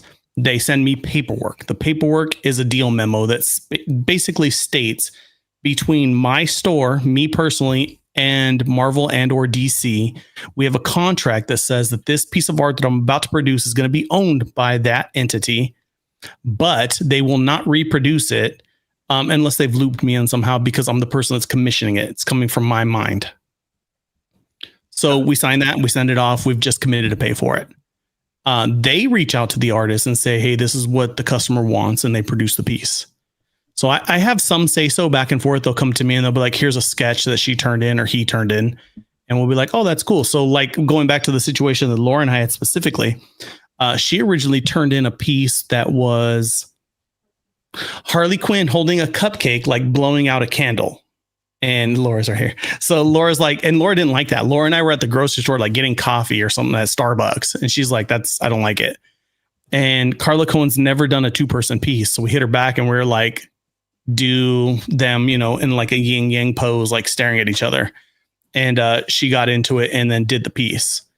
So as a retailer, that's a big financial commitment. So it's easier to handle it if you take on partners, especially Marvel and DC. Those are not cheap books. So you go to look around and people that you trust and you like to work with. And unfortunately, we worked with somebody and I reached out to him. I said, here's the art. You interested? And he's like, this is fantastic. I'll take half. Boom. It's a done deal. We roll out the book. Everybody does well. Then we get into the current situation we're in. And you guys have you already rolled it out, Bryan? I gave Bryan all the details. Yeah. Well, so let me bring this up real quick. Hold on one second. I think we brought it up in the comic drama, but I don't think we went into more of the specifics. So basically, this is it. Yeah, we talked about it in comic drama a few weeks back. Basically, this cover was the cover that you're talking about. And a few weeks ago, Unknown Comics put out a Instagram post showing a foil version of this. And I think Laura saw it and was like, hey, what's going on here? This is our book. How'd you get the ability to do a foil for it? And Unknown basically said, they said, no, this is 616 Comics exclusive. And I said, no, this is a Bird City exclusive. And he was offered 50% of the run. And he goes, take it up with him. Which is, I get it on Unknown Comics side, but it's kind of douchey, but I get it. Oh, I did too. So I messaged him after the fact, instead of blowing up his chats, and said, hey man, Ed, just so you're looped in, this is what's happening. And this is what you're doing business with. So yeah. Well, here were my questions right off the bat. My questions were, what was the situation between you and DC on this book? And you basically said it's my name and my signatures all over the contract. Yeah, typically, just as a common courtesy, let's say that Bryan and I are doing a comic together, right? I commission the whole thing, but I know it's his vibe. So I hit you up, Bryan. I'm like, hey, you want to split this and let's do something cool? And you're like, yeah, I love that. We're going to put both of our logos on the back, right? As a business arrangement. So that's where DC was coming from. They came to me and they're like, his logo's on the back of the book. I'm like, mine's on the other. And they're like, well, he reached out and said it was his book. And I'm like, check the paperwork. They have a deal memo, which basically is committing the financial responsibility on my end. If that other comic book store doesn't pay me, which, that's starting to pop up left and right, then I'm responsible for the bill. Yeah. You're financially responsible because you signed the paperwork. I signed the paperwork. So when I hit them back and said, hey man, dig up the deal memo and see who signed it, whose name's on it. Then they came back and they were like, oh shit. All right. We messed up, because they went on face value on a person or, saying, hey, this is our book. I want to run this, blah, blah, blah, blah, blah. And they're just thinking, all right, let's get this thing done. I got it. I don't want to say I was super upset about it. until all the blocking stuff happened. It was like, all right, Yeah, that's kind of weird. You start blocking people. Yeah, that's Well, kind of weird. Well, Yeah. it's even crazier because I remember when y'all first met face to face at Baltimore one year, and then they were all like chummy and stuff like that, and like, hey, take our pictures together, da da da da da, and I stood there, took pictures, and then Well, it's here we are today. So I have like two or three questions for you. Bring it. About this Bry thing. So, because you can do an exclusive with reused art, but those are like two totally different conversations that you have with Marvel, correct? Like you either hit them up and say, "Hey, I want original art," or like, "Hey, I want to reuse this art." Right. Right. So I was listening to this, and again, if Bry is listening, every situation is different, but from my body of knowledge, this is the way it needed to go down. If an artist turns in a piece of art to a publisher, and the publisher now owns the art, retailer aside, the publisher can reissue that art out. Mm-hmm. So as a person that would go to Marvel and or DC, this is where it kind of wraps my brain crazy. If I went to Marvel and DC and I just said, hey, I want to do this book and I need something badass, what do you have? They're not going to take the time out of their day to find me art that nobody's ever used before or something from back in the day to dig it out specifically for me to use on a title. Mm-hmm. I've got to come to them with something. They're going to come back and be like, well, what do you want? Or what are you thinking? Or, what ideas do you have? They're not going to do the work for you.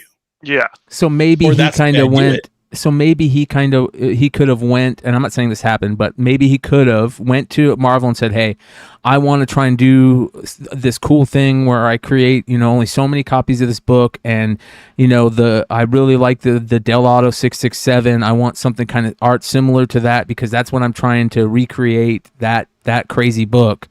And maybe they search this forum. Oh yeah, because I can go to like any of the forums or any of the Marvel or DCs and say, hey, this cover that was just a standard cover, I want it printed in a Virgin. They're gonna sell it to me. Yeah.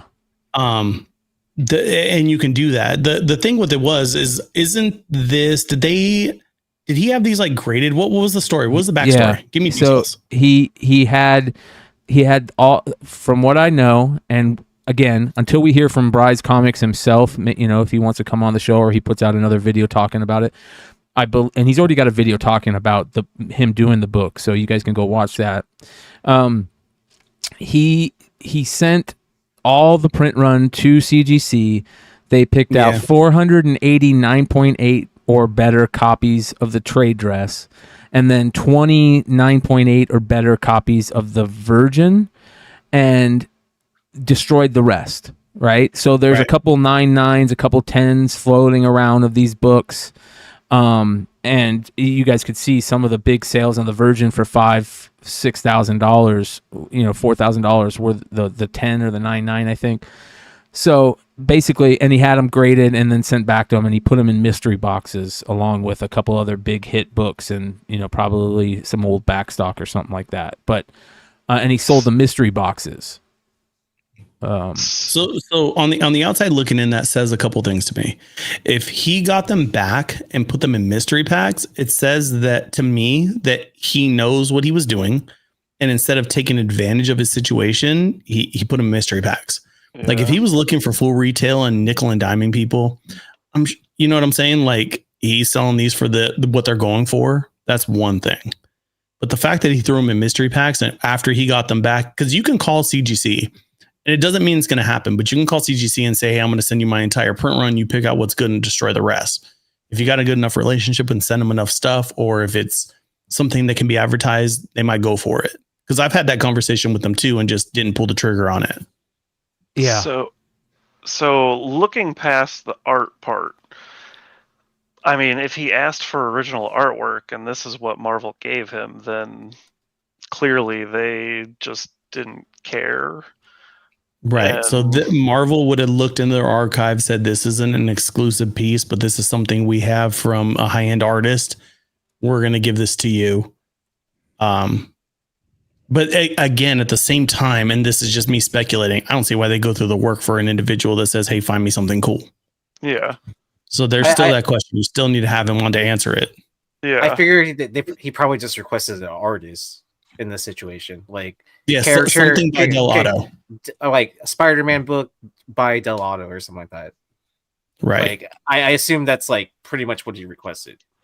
But well, so the dealings that I've had with Marvel and DC, they're not. I don't want to say they're not accommodating. They're very like black and white. There's no gray area.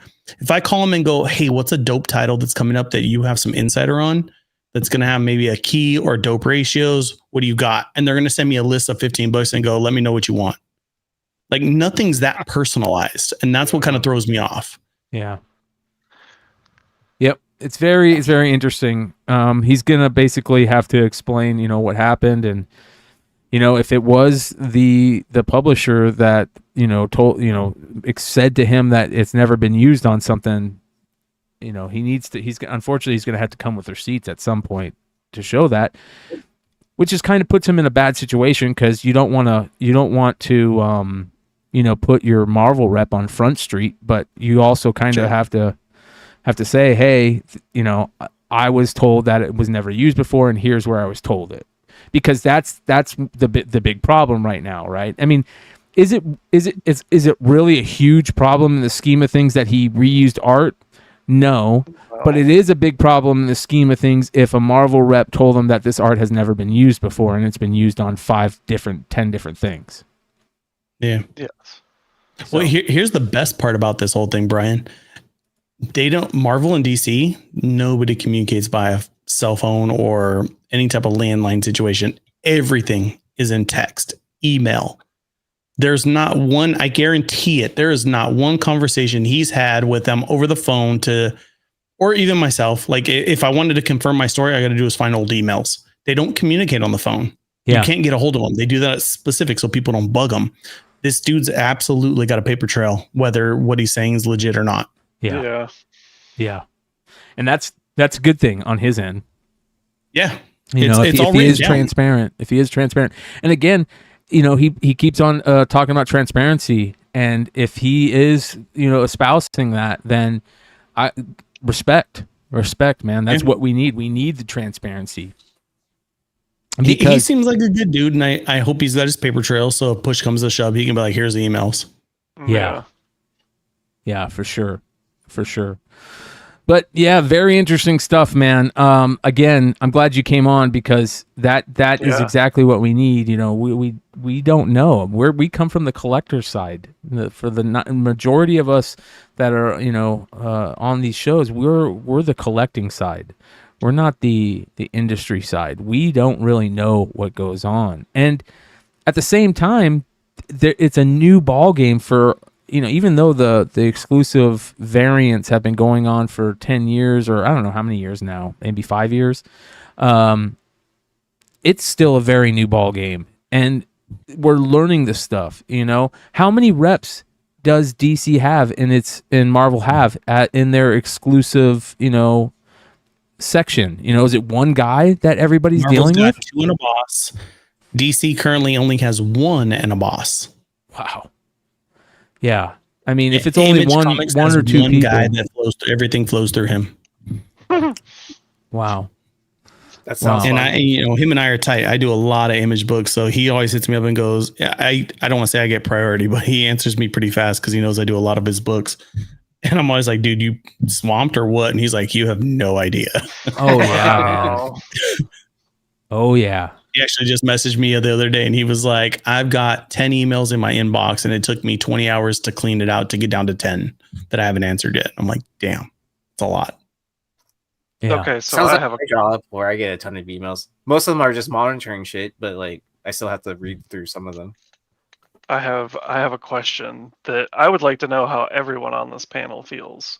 How do you feel about destroying copies of a book to make it more limited than what you're allowed to do by the publisher? Yeah, I'm not too happy. I'm not too happy about it, but I know that's a thing in the game right now, right?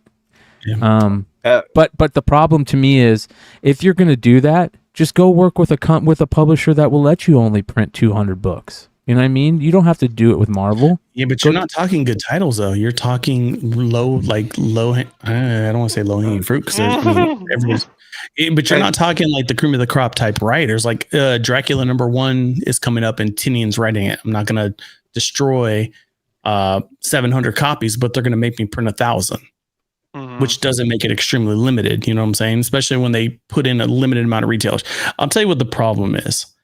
From the retailer standpoint, I had a conversation with somebody the other day. Did you guys hear about my Battle Chasers situation?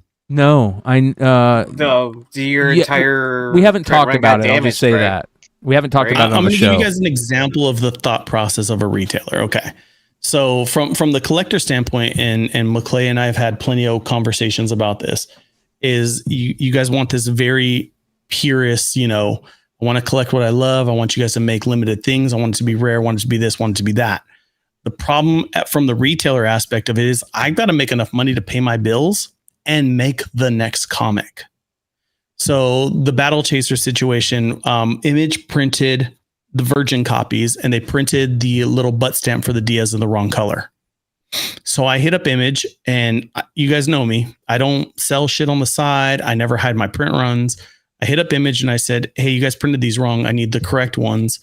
I'll send these back or I'll destroy them. Because typically when a publisher wants you to destroy comics, they send you like legal documentation that says, I signed here, have legally destroyed X amount of copies. You have to sign it. You have to take pictures. You have to send it back to them saying that you've done this. So, and I'm used to that. Or you send them back and, they send you return labels or whatever it is. So they're like, yeah, no problem. There you go. So they go, yeah, no problem. We see that we messed this up. We didn't print the right ones. We got it. And a couple of days later, a customer sends me a message and says, hey, these are on the website on eBay for like $300. So I email my rep and I'm like, hey, bro, like, who is this person that I'm the only one that should have physical copies that's selling physical copies of this book? And he goes, well, we do send out comps to our employees. And then if you look in the subtext, it says that it is a recalled version of this book, which means that the email that I sent my rep has already been circulated amongst the Image staff, and they all know it's recalled. That's the only way they'd know. It was a recalled version, and they're advertising as recalled and selling it. So my Image rep is fantastic. Don't get it twisted, guys. My guy will work with me, but he's the person that works with me directly. He doesn't have the ins and outs of where books go. So he hits me up and he's like, bro, I get it. I get why that's a terrible thing. We don't want 4 or 5 copies of your exclusive floating around that you get no credit for. So him and I came up with an arrangement where I pre-screened 150 copies and I destroyed the rest. And again, we went through that, the documentation and photos and all that shit. And I marked them up to a premium, and people are like, why are you charging so much? And I said, because I don't care if they sell. Like, I prefer if they didn't. I never wanted these things to circulate. I wanted my print run. I wanted to sell it. I wanted to retain value. But at the same time, I'm not going to throw an opportunity away to make more money so I can make the next books that I want to make. Because a lot of people said that. Donate them. Give them away. I get you. I hear you. But at the same time, this will fund my next 2, 3, 4 projects. Yep. Yeah. It's a nice little cherry on top of a bad situation. We play with as retailers. Yeah. Yeah. I want to make more books. I don't want to stop. And I'm not a saint. I don't want to get that bad, but I care about the community. I hope people buy what they want and they like. But at the same time, this book is going to allow me to produce the next 3 books that I want to do. Yeah. Yeah. There's that fine line. There's a very fine line between doing the right, quote unquote, the right thing and running a business. There's a very fine line. And it's different for everybody. And it's hard. It's hard, especially when you got a family and this is how you're paying your bills. For a lot of people, this is just a hobby. This is just a hobby, something, they spend their extra money on. I dream comics. Yeah. Yeah. I wake up in the morning and go, shit, did I ship that stuff? Like, I stress comics. It's not, it's not, oh, this drops or that drops, or I got to get this graded. For me, it's what's coming up next. What are people going to like? How do I, put out the next thing that people appreciate? And you find that nice, like what Bryan's talking about, that nice balance where the community still loves you for not being completely over the top with your concepts and over salesy, but putting out nice things for people still to look at. It's hard. Yeah. Yeah. Shout out to Nick Barucci, who says Dynamite does 500 unit retailer exclusives. And if you guys don't know, Nick is the head of Dynamite over there, and of course Dynamic Forces, and he's been doing this variant game for a long time, and I can't wait to bring him on one of these shows. Is nicer than a lot of other places on the indie market, just so you guys know. Yes. Yeah. Well, back to the original question. Whatever a plate change fee is, by the way, Nick, I don't even know what that means. You guys literally making plates? Pretty sure it's digital now, but all right, whatever. The invoice is plate change fee. But back to the original question, I think it's a waste of paper to manufacture scarcity. Yes. Like you gotta, at least use a valid resource to do something like that, like hemp paper, recyclable paper, something. Amen. Amen. Like there's got to be some sort of sustainable way to, if you're going to manufacture scarcity or whatever, don't use a tree resource, right? To just print a pretty book. The big problem with a lot of that stuff for me is there's so many, especially with some of the online retailer apps that have come up. There's so many retailers that are making exclusives now. Like if I had, let's say 50 to 60 loyal customers, and which I probably do. So no shade if you're one of them, sorry, that bought every book I produce, whether they love it or don't love it. Cause out of every 10 books I tell Laura, I probably hit on 3 to 5 of them on concept and execution. And, I picked the right artist, all that stuff. I wouldn't, we wouldn't even have to think about those things. We could put them in mystery packs. We could send them out to customers instead of destroying them. We could do those things. Problem is the money is so distributed amongst all the retailers that are making a million damn covers of the craziest shit. And I have a sales background, and I tell Laura this all the time. People buy from people they like, whether it's good or not. Yes. If they like you, they'll buy your shit. Yeah. Josh, I don't buy mystery packs, but I think I bought 4 of yours. Yeah. Okay. Yeah. I never buy mystery packs. That's not my jam, but I like you. So I bought them. Laura and I were having a great time buying your mystery, and they were fantastic. But that's a testament. Laura knows this about me. Unless I know what I'm buying, I don't spend money. That's not who I am. But I buy from people I like. And then how many foreign books did you end up Did with? you get the books, Ant? You know I did, bro. Laura and I already had a battle. What did you think of the shipping, bro? It was on point, man. You ship better than I do. It was ridiculous. All kinds of crap. It's a lot of bubble wrap. A lot of bubble wrap. And that's what happens to me. I'm always thinking I'm competing with a million people out here that, have whatever chunk of cash they have, and they're going to put out, you guys remember the Stray Dogs thing? There was 80 covers of that to compete against. Stray Dogs was big. Yeah. It's as a retailer, you got to remember, we're not just trying to get rich and we're not trying to make a bunch of money. I'm trying to make enough money to survive and make my next project. Got to pay for that too. Nick so it is distributed. Nick says, fair question by Bird City. The printer charges a fee for changing covers, and since we allow 500 units and a retailer can also split the 500 into multiple versions, we charge the fee. And then he says, other publishers just bake it into the price. Boom. So we break it down by the number of variations that you want. And again, that's less money, which is smart. That is what we need. We need publishers that are down to do less than 1,000 print run, or so you don't have to destroy these books. But he's even saying it by this. So when you go to a bigger publisher, or not a bigger publisher, any other publisher, for instance, they're going to charge you $500 every time you change the image. Trade Dress is one image, that's $500. Virgin is another image, that's $500. Let's say I want to zoom in on my same image because it's a beautiful person, and I want to zoom in portrait. It's another $500. And they call it a plate change fee. What I love about what he's saying is that they've cut that fee in half. Their fee is about 50%, and then they'll take that times how many times the image changes. Yeah, I love this. Sequential Geek says, at Nick, you work for Dynamic Forces? I'll let him answer that.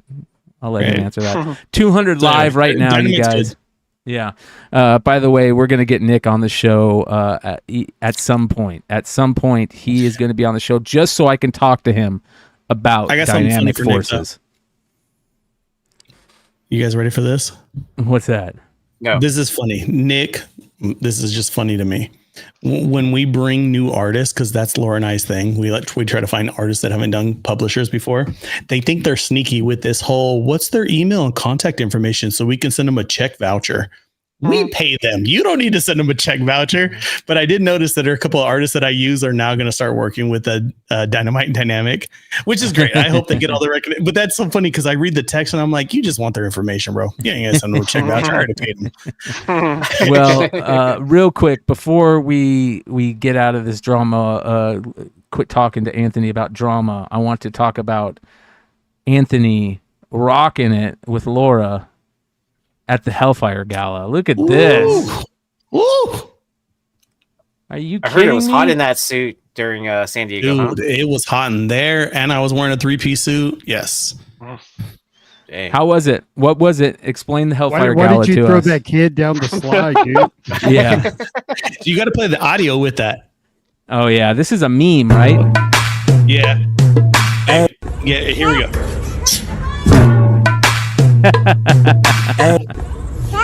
There, now it makes sense.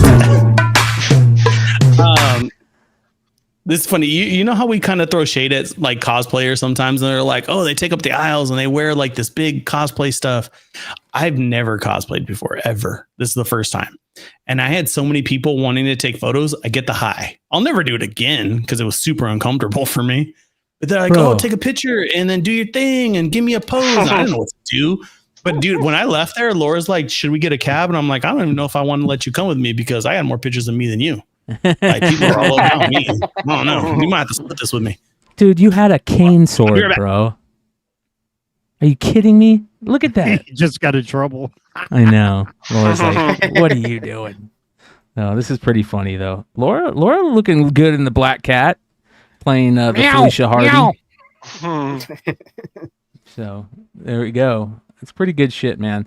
I guess there was quite a few people that did the Hellfire Gala stuff. I think Nerdy Girl was maybe there. Who else? Yeah, she was there. Yeah. There's a couple other people I think that were there too. So Oh, I was meaning to ask you, did you ever run into Heartless? I did right at the end of the con. Heartless, I'm proud of Heartless. Heartless went to a con and didn't drink. So Oh, wow. yeah, he was on his anime thing, and I don't know how Oh, he was that did in San that. Diego though? Yeah. Yeah. Okay, so Laura dressed up as Black Cat. I was obviously Matt Murdock. I was the only Matt Murdock, which is dope. Shout out to my daughter Ellie, because I was originally going to go as Spider-Man 2099, but the what I bought didn't kind of make sense. My kid was like, "You look like a clown," so I had to pivot. She's like, you look like a clown in that royal blue and red, and I'm like, "Well, help me!" And she's like, and she came up with that whole outfit. Which worked Did out. she come up with the beautifully. shoes? Because the shoes were actually the best part. Okay, so my son, And for I hate Father's Jordan, Day, but I saw those. I was like, look at those shoes. they're in the box. So yeah, my son for Father's Day bought me those Jordans. That's badass. Yeah, and Can you- and so it you kinda wanna all trade just kind of kids? came together, You want to trade boys? right? You can kind of see behind me, but I like shoes, so the kids buy me crazy shoes all the time. Like if they're like, "What do I get, Dad?" Just find something Nike and find it in extremely loud colors. Dude, you gotta on get the- you gotta get the Puma Thundercats. Yes. They're awesome. Okay. Awesome. So I'm fairly artistic. I'm gonna start getting into customizing Nikes and Jordans. Nice. What are you And I talking talked to about? her about that. So and I she's can, on I board. can paint them up for you, bro. That's what I'm talking about, bro. Let's get it done. Well, what do you Make some want? custom- You tell me. I custom J's? got my paints right here. Anything you want, dude. I got my Angelus paints. Look at you. All right. You and I are going to talk because I got into like stenciling and dyeing, but another conversation. So San Diego Comic-Con, I wore the Murdoch and people were like, let me take a picture of you. And I'm like posing with the thing. It was super awkward, but kind of cool at the same time. And then I gotta talk about this. Laura, is Laura in the chat? Probably. She was What are you kidding earlier. me? Okay. So McClay meets us at this arcade bar. And I did this thing, I bought a bunch of quarters, but they had a temporary tattoo machine. So I bought a bunch of temporary tattoos and I handed out a bunch of quarters to a bunch of people we're hanging out with. And I said, listen, take some quarters and you challenge somebody to a game. And if you lose, whoever loses has to get a temporary tattoo as a tramp stamp on your back. I got a video of it. Hold on here. Let's see if I can find the video. So, I lost, Laura lost, somebody else. So we had tramp stamp like tattoos. And this is one of the ones where it's like the snakes like going like this with a sword down the middle. Like these were terrible. It was hilarious. What game did you lose at? Just out of curiosity. I lost at skee ball. Okay. Laura lost at basketball. Okay. Who else lost?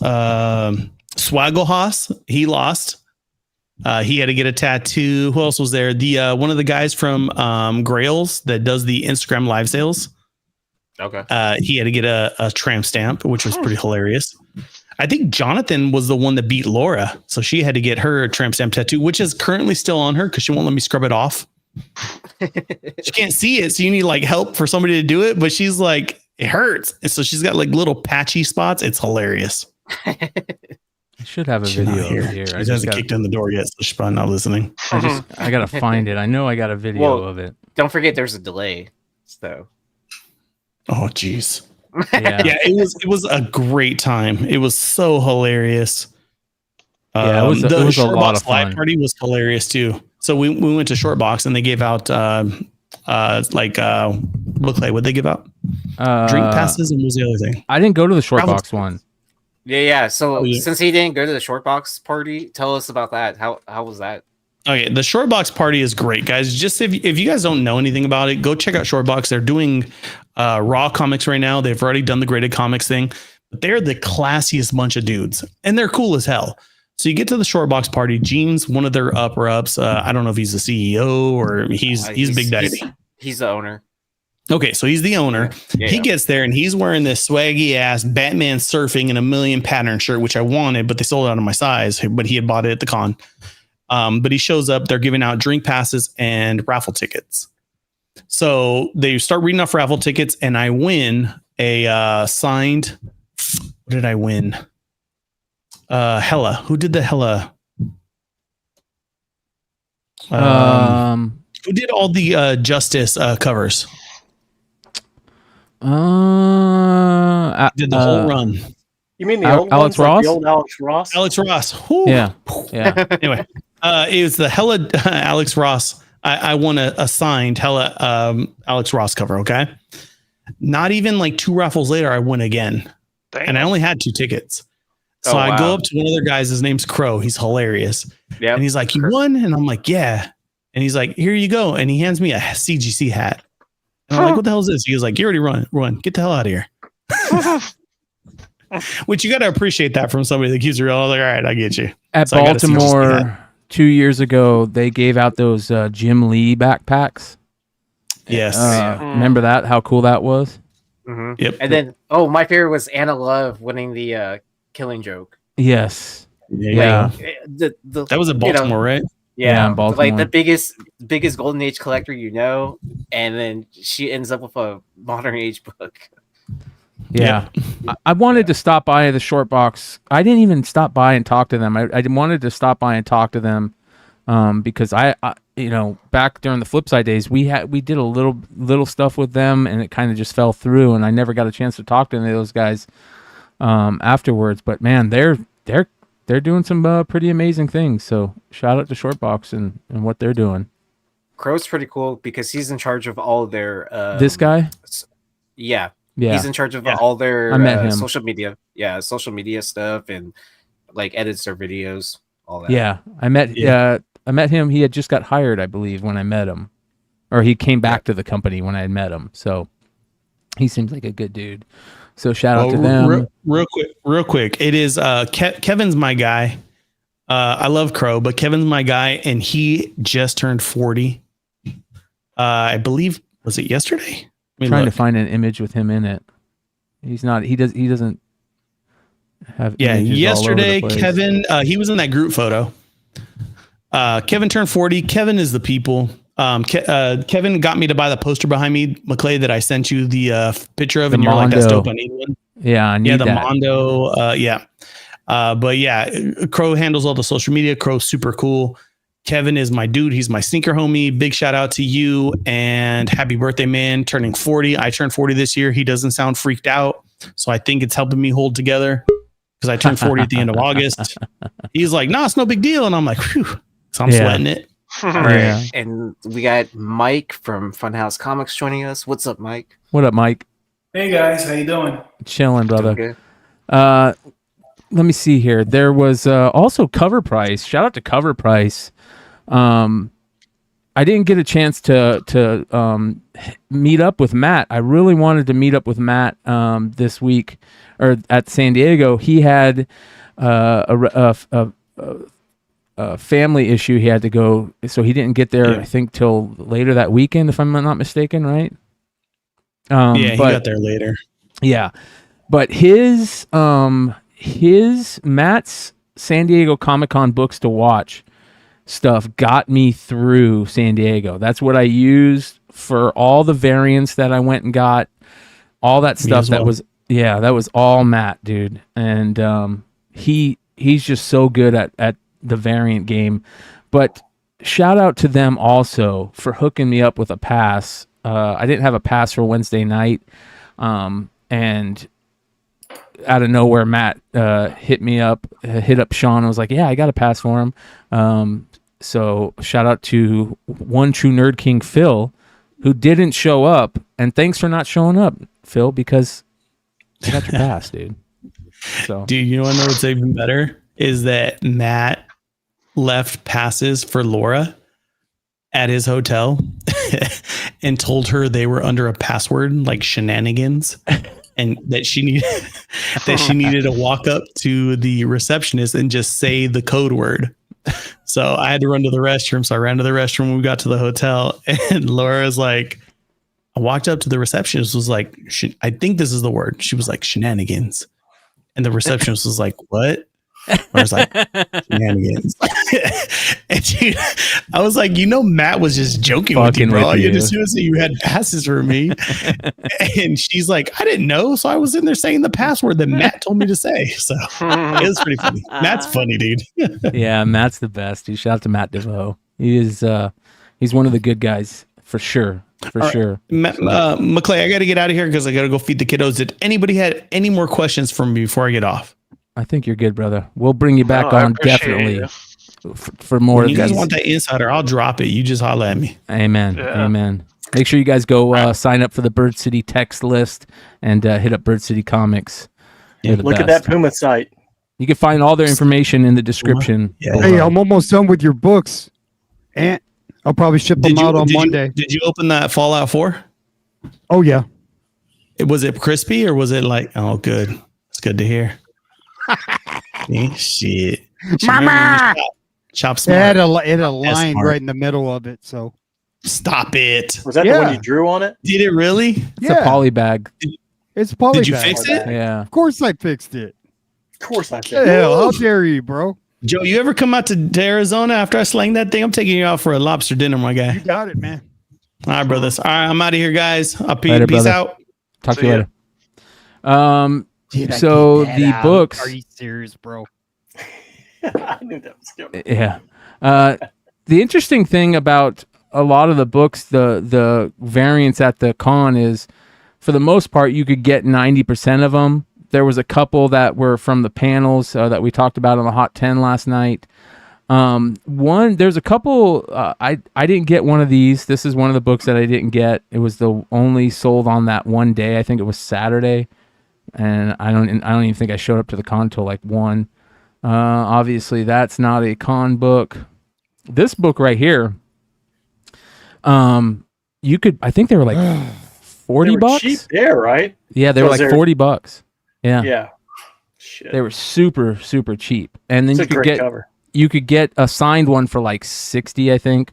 Oh, something like that. Maybe even cheaper. So beautiful. That's one of the best J. Scott Campbell con variants. This was a panel book. I didn't even know about this.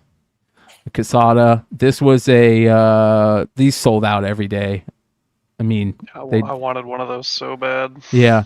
You know what? I also missed out on getting your freaking books that you wanted me to get, and I feel bad about that, dude. I totally spaced.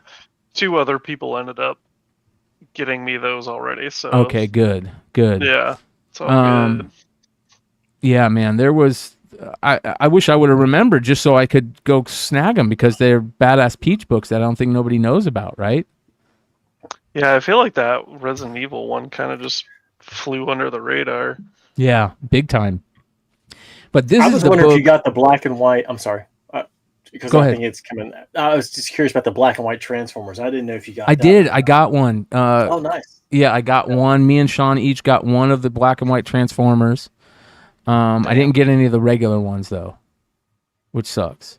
Matt was. I was talking to Matt, and Matt really likes this book. He thinks that this is probably the book of the con, the Puppeteer Spawn book, Puppeteer Lee Spawn book. Beautiful, gorgeous. So that's a great book. And then of course the black and white Transformers. I got one of these. Probably gonna just grade it. I'm thinking what I'm gonna do is for some of the books that I got, I'm just gonna send them in to get graded. You know what I mean? And the rest I'll sell raw. But some of the books I'll get graded and stuff. Hey Brian, for someone who's never been, like, how does it work? So you had the black and white and you had the color. If you were trying to get it, how does it work? Like, do you know where exactly to go? I think the black and white was a 1 per day thing, if I'm not mistaken. It was a 1 per day thing. I can't remember what the black and white was. You had to go to the Skybound booth, to get these. Yeah. So they were all at the Skybound booth. But what I do want to talk about is FOC. Let's get into our boy Lefterost's FOC selections this week. Shout out to Lefterost Comics. Starting off with the Night Terrors Angela Breaker #2. Look at how crazy that cover is by Ivan Tao. Jesus. Yeah, it's a dope cover. Hey, Yeah. Brian, That should be like a 1 in 25, 1 in 50 kind of cover. Yeah. What up, Mike? can I give a little cornbread for everybody? Yeah. Or it's too late. What's that? This new thing they're doing, what is it? Night Terrors. Night Terrors Zantana #1, the 1 in 25. Mine will be here Monday. I got like half ratio. Trust me, that's a book you want to go after right now. Is that the zombie one, or is that the red? So like magic witches. Oh, okay. It hits so many different like points and different genres. That cover, trust me, grab it while you can, while it's still affordable. I got mine for $10.99 on eBay. Now you can't touch it for less than $30, $40 now. Yeah, I like the Night Terrors stuff. They're very interesting. This is cover B, by the way, the Ivan Tao. I think they're doing a great job at this so far. I've only read the first couple books of it, so I got to get into it. More Night Terrors. This is the Night's End cover D, the neon cover. I'm a big Deadman fan, so I like that Deadman is being used a lot in this series.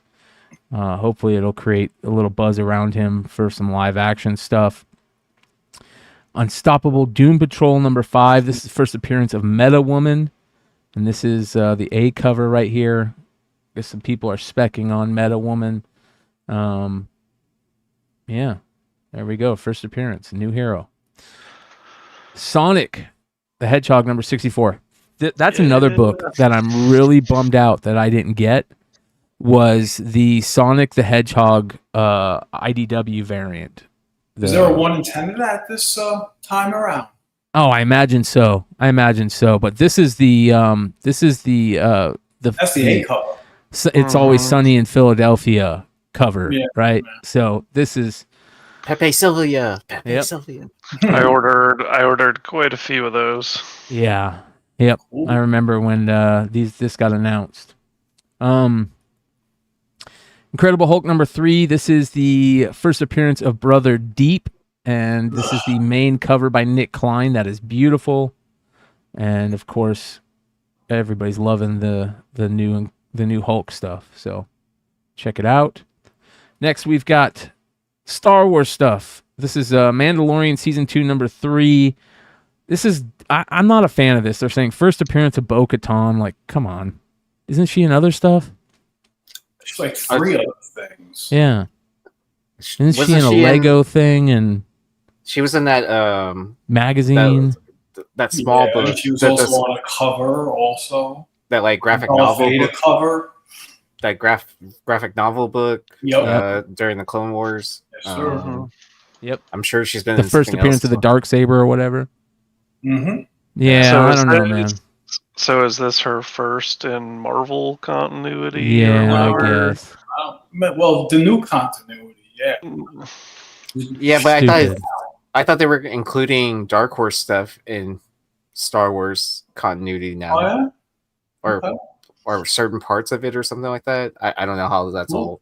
Well, we'll get into this more Star Wars stuff here in a second. Wolverine number 36. This is introduction of the new Helverine, the mix between Wolverine and Ghost Rider, it looks like, and you got a Stegman cover. That's a killer. Should have been a ratio. Yes. Yeah, I think 100%. And it should have been closer. They should have been much closer, zoomed in. If there's not like a Virgin exclusive of that cover in like a week or two, I'll be shocked. Yeah. Spider-Man India number 3, John Jang variant. And then Star Wars Bounty Hunters number 37, the Cligson variant, but this is the Ryan Brown cover, so I don't... Cool. That's the new character, Cligson, I guess, Tar Cligson. Yeah. The John Jang cover should have been an incentive as well, because I think there is an incentive for that, but it's nowhere as good. Yeah. Yeah, it's interesting, dude. And then... speaking of Star Wars, I wanted to a big shout out to probably the best Star Wars comic book. I don't know if you would call him a specker or what you would call him. I don't know. He's got the best IG and the best webpage for Star Wars comic book news, and that's Drunk Wookie. Shout out to Drunk Wookie for all of this.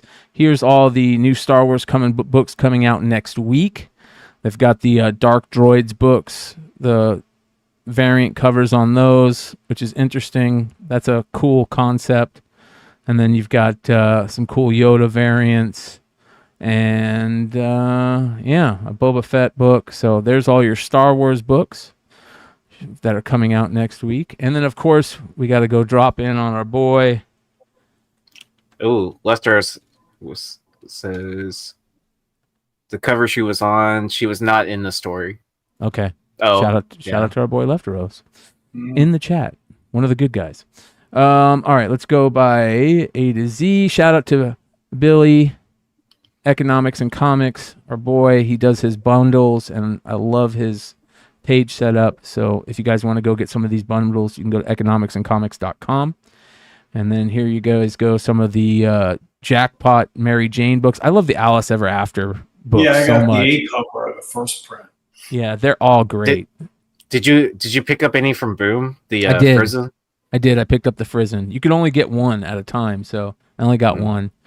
Batman Beyond, Battle Chasers. There's people are loving the Battle Chaser stuff, so I'll be interested to see how that plays out. Get some really good Battle Chaser covers coming out. As you can see there, Red Monica. You got the Blade covers. Is this Sidem? It looks like Sidem, kind of. Nope, it's Sienkiewicz. Let's see here if there's anything crazy. Blade Runner, Bone Orchard. You got the Creed cover there. That's cool. Yeah. Ghost Rider covers are always great. Mm-hmm. Daredevil, foil variant for that one. There's the Frank Miller Daredevil. We've already talked about that. That's an interesting cover right there. Good Deeds Yeah, we number 4. talked about that. The ice cream thing. Yeah. Let's see here. Next, Darkwing Duck variants. There you go. Shout out to our boy Tony Fleece. He's been doing some really good. A Trish cover too. Yeah, there's and a Trish cover. Yeah, right there. Bada bing. Let's see here. Well, isn't there a Tony Fleece cover that's coming out this week too? Maybe I'm. Ooh, look at that Dead Romans cover. Wow, that's a cool cover. It looks like Deadpool. the Nottingham one. Yeah. Number one. Yeah, I was hoping that one Deadpool cover was a incentive, but it's not. This one right here. Yeah. Yeah, that one's badass. Death of the Venomverse Rod Rice design variant. That's pretty cool. You got the Stegman Peter Porker Venom. That's interesting. Pork Rinds, right? Is that his name? Shout out Mel. Yeah. Fallen Friend second printing of the Kari Andrews with the blue. Let's see. Frank here. Miller Ooh, what is running this? too. Look at this. This one. Firepower. Look at that. That's a cool cover. Holy cow. Aja. I'm glad. No, Sam Eve, right? Who is that? But- Oh, okay. Oh, cover. No, Aja. Yeah.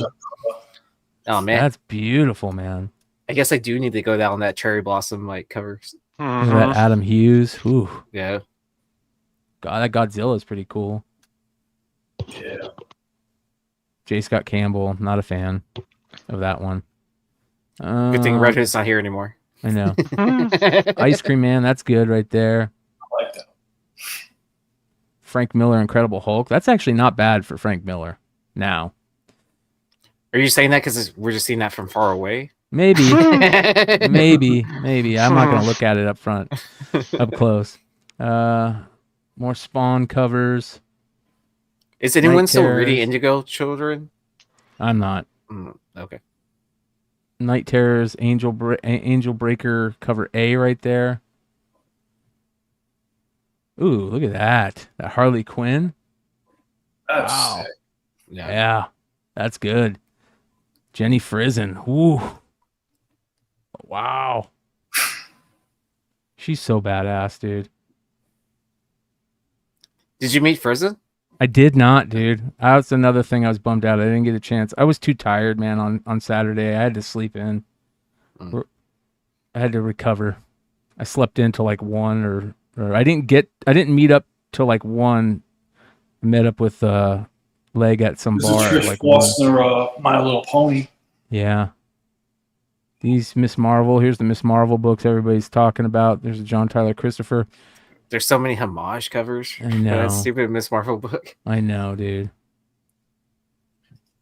The Penguin book. There's the Bolland, which is okay, but this is the Zerdy one that everybody's talking about back when it first got put out. More Red Room Crypto Killers stuff. Rick and Morty. Riddler Year 1. That's kind of cool. The jock cover for Riddler Year 1. Yeah. No. I'm still waiting Jock to send me my original art that I want. There isn't a his, 1 in 10. It looks like there isn't a 1 in 10 for Sonic. Huh. More Star Trek shit. Bounty Hunters. Alex Maleev. It's not even that great. The Ryan Brown cover is definitely the one to get. Mandalorian stuff. That's interesting. Ashley Wood, it looks like. Ashley Wood's an amazing artist. Very underrated. Ooh, look at that. Terror War. Yeah. That's badass. Yeah, I'm going to pick up that Ashley Wood. Yeah, Ashley Wood's amazing. Super underrated artist. And finally, Vampirella. The good stuff. Wolverine. Man, look at that. That is just so good. That's not. Even though it's George Perez, that's not. It's okay. The X in the back fucks it up. Yeah. And that's about it. So shout out to our boy Billy at Economics and Comics for that great shit right there. What else do we got this week? Anything Did else we that we read want to com- talk about? Did we read comments from? Oh like, no, the we do. previous- We do need to read comments. Yeah. Let's check out comments from last episode. Let's go take a look. I hope they get. When I was watching the show yesterday at the airport, I was like, I don't know Matt, but I felt bad for him. I was like, I hope they go a little better today than they did. Oh, bro, they ripped him. I was like, Did I read Matt's comments already? Did I read all those? Yeah. Yeah. That was we did that yeah. Wednesday. Yeah. Wednesday? It was Wednesday, we, but I watched it covered. yet. Yeah, we talked about Come on, Saturday's just- comments. Good night, Okay, Adam. so- yeah. So Yeah, then they I are. guess we would need to read over Wednesday's show's comments. Is that right? Oh, And you just already if read anyone's them? watching the fights, like please put in the chat. I've been texting with Mel for the past like hour and a half about the fights with. So Poirier and Gagey are going on like right now. They just got in the ring. Gaethje's a Arizona boy. He is awesome. I Yeah. mean, awesome. I pray he wins. He is a stud. Yeah, I like him too. All right, let's see here. Comments for Wednesday, right? Yeah. Where's Wednesday? Boom. Wednesday was a show, Let's by do the way, that. you guys, that the Beatles took down the show. So there was only 2 comments for Wednesday's show because the Beatles took it down and it was off for like a day and a half. And Thank you, Apple Music. yeah. Matrix Comics says Capullo is not only the best artist working, but a modern horror comic icon. His bloody roots in Gore Shriek and his run on Evil Ernie is second only to the legend Stephen Hughes. And shout out to Funhouse with the fire emojis. So After I saw like you guys talk about that, I went on eBay and looked to see for original Capullo art. And I think there was one sheet or one page I found that was his art. And I think McFarlane's inks, and it wasn't like ridiculous amount of money. It was one of the older spawns, I think. But interesting to keep an eye on. More or less than 1,000. Oh yeah, more than that. Okay, more than less than 3. I feel like it was less than that. Okay. Yeah, like I felt like it was fair. I thought it Yeah, was. yeah. It wasn't exorbitant, but it wasn't cheap. But it was fair amount. I want to talk about some before we call it a night. I want to talk about some artists, some IG artists that I've been checking out lately. So we're gonna go through some of these real quick. We got I got so many that we're not gonna get through all of them tonight. I'll have more for next show. But this is Chris Stevens. He goes by Chris Stevens Illustrator. Chris_Stevens_Illustrator. Look at this beautiful black and white Grifter. I'm not a big fan of Grifter, but that is beautiful art right there, man. I like Grifter. I think he could be something if they actually did it right. But Yeah. that is Gorgeous. fantastic. And look at this right here. This color Thanos. That's awesome. Yeah. Copic That's markers. Yeah, watercolor Did he- Copic markers. Did he color it too on this? Yeah. Yep. That's amazing. And then look at this one, man. Jesus. Wow. Beautiful. Karnak. Not a big character, but he made it look good. Aaron made oblong head pop into my head right there. I love that show. I haven't watched it in years, but I need to go back and rewatch it. Chris Stevens Illustrator. Chris Stevens needs to be doing covers right now. Look at this shit. Like, he is a cover artist, but he needs to be doing our friends' covers. So, Bird City, Wanted Comics, and Hive Comics, Big Clutch, Jesse James. Take notice. Look at this. So, Yeah. That's sick. all right. Next, we've got... Look at this. This is a guy. I want this. If I was to ever have like a cover done, this would be one of the guys that I would reach out to do a cover. I've showed you guys this before. It goes by Deck Art, DEC_art, and just beautiful pen ink drawings, really, really up my alley, psychedelic style, beautiful detail, like almost kind of Jeff Darrow, like really detailed art. Beautiful, beautiful stuff. Love. I this can't guy. imagine the amount of time it take to draw it, let alone just ink it. Oh, dude, look at He's this. got so much detail in it. Yeah. Yeah. This is just beyond beautiful.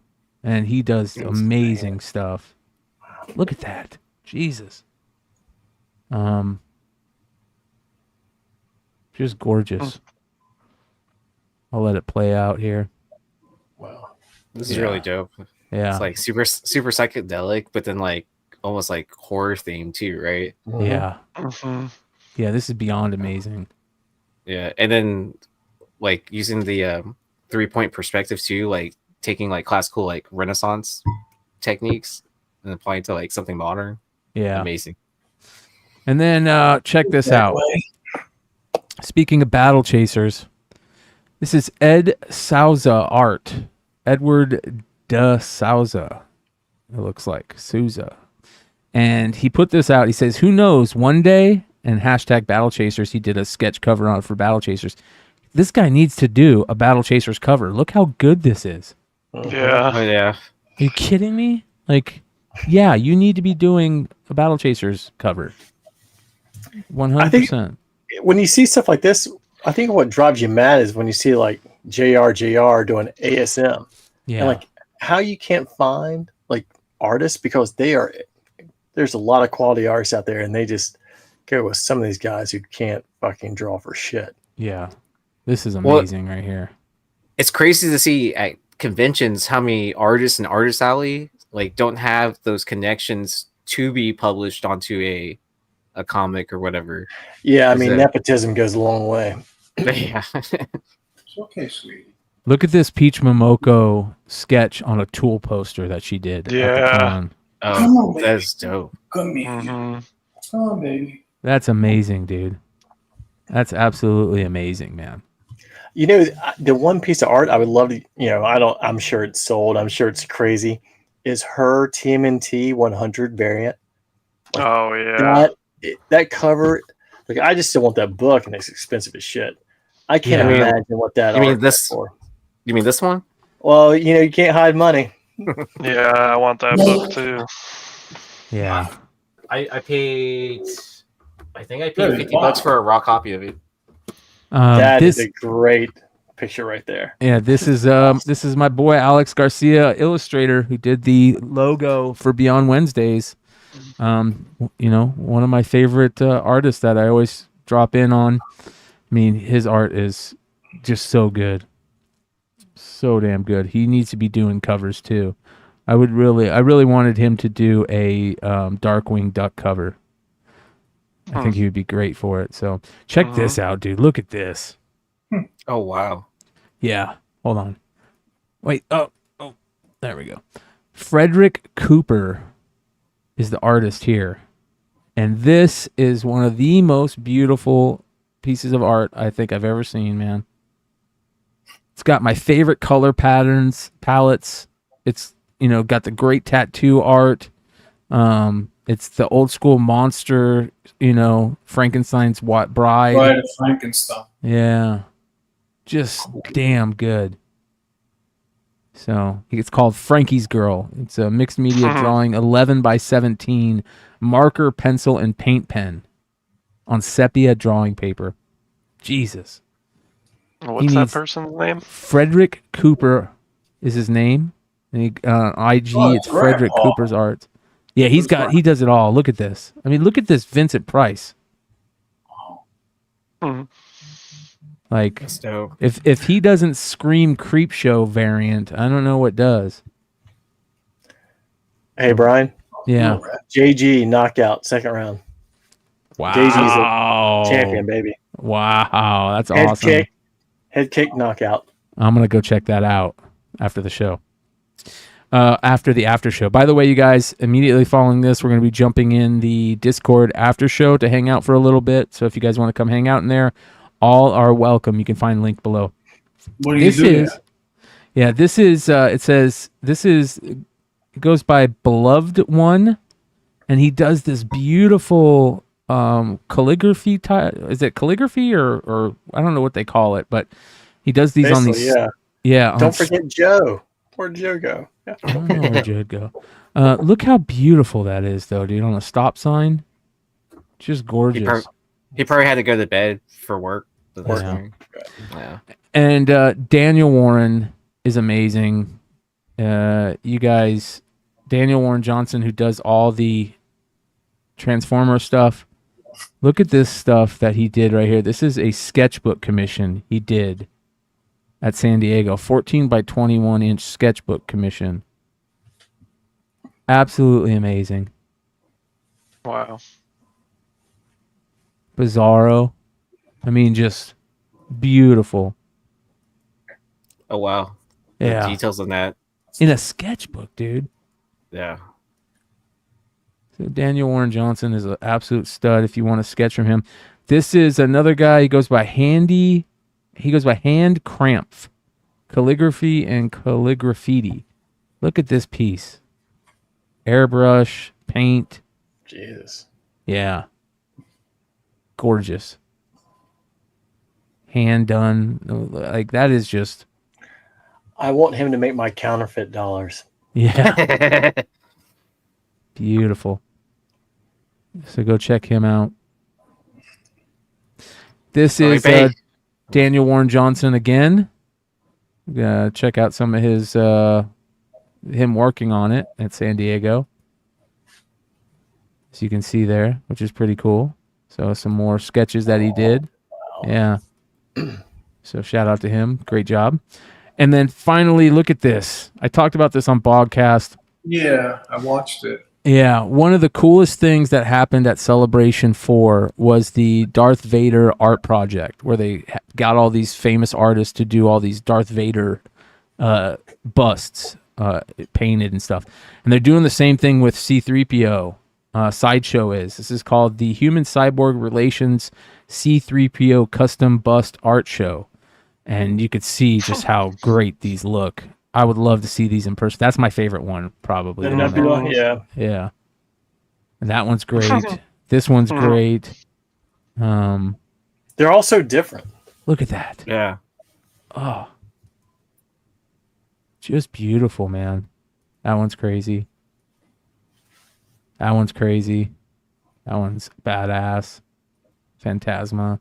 Look at that. Holy cow. So, that's I like great. the samurai one. They're all good. They're all really good. So go check this out if you get a chance. As soon as I get more information on it, I'll pass it on. This is Thor versus Galactus by Adrian Saif. Saif? Look at that.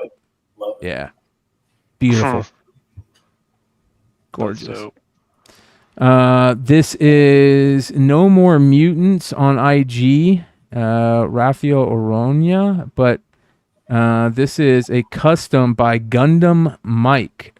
Gundam Ike? Gundam Mike? I don't know. But very, very cool piece. I thought was super cool. I love shit like that.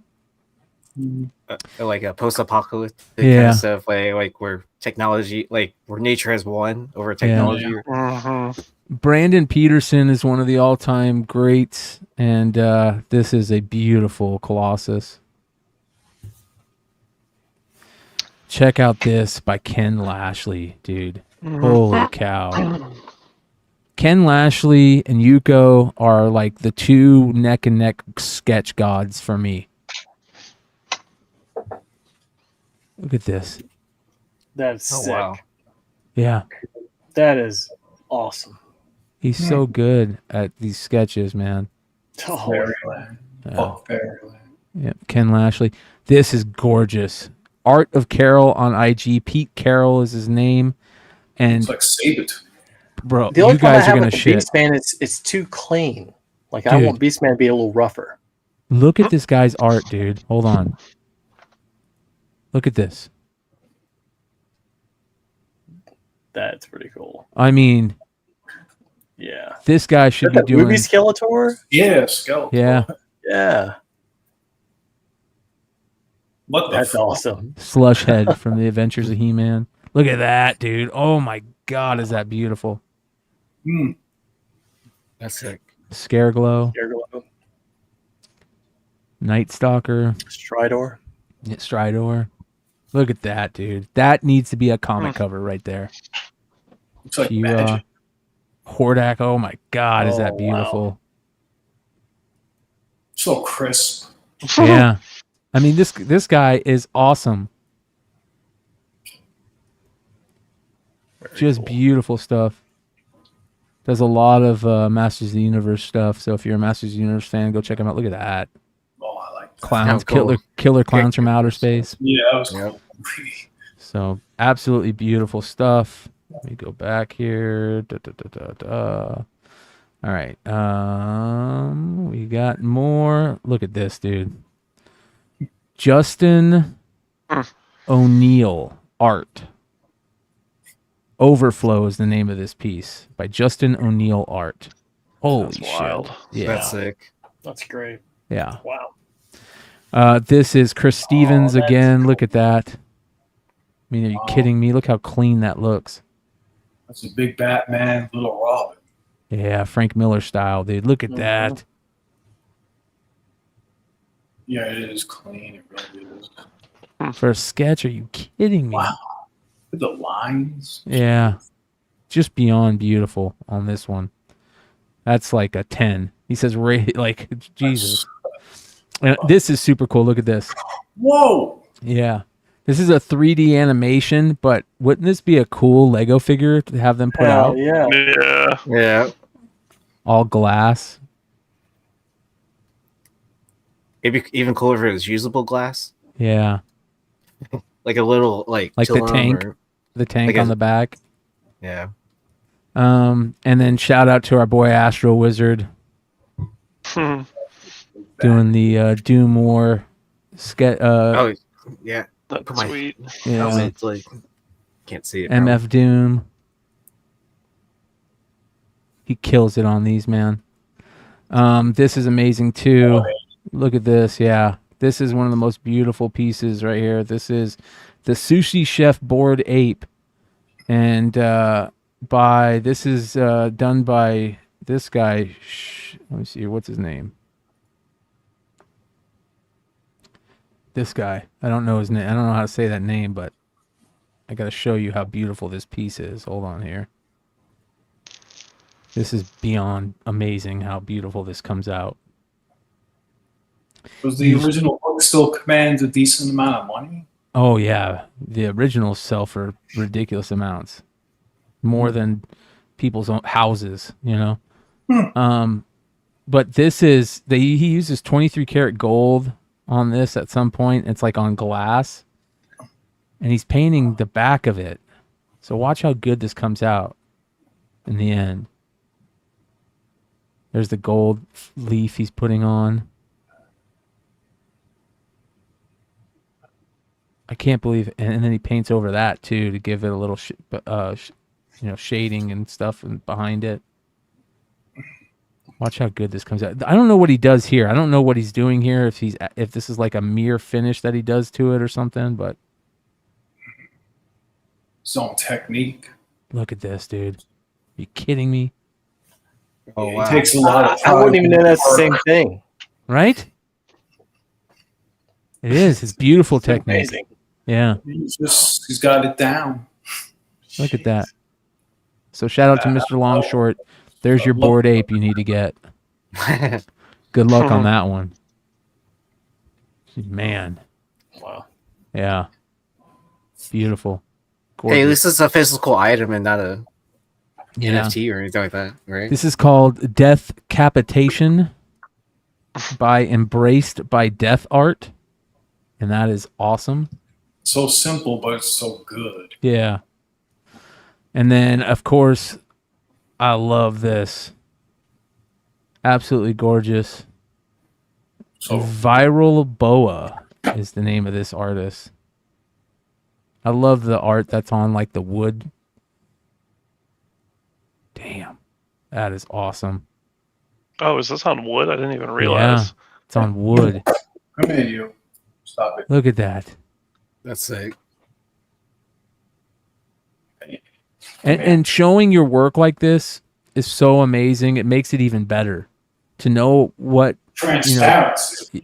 well, not only that, but to know how much it took to make this and how good, the artist is, freehand, that type of shit, whatever, paint, just beautiful.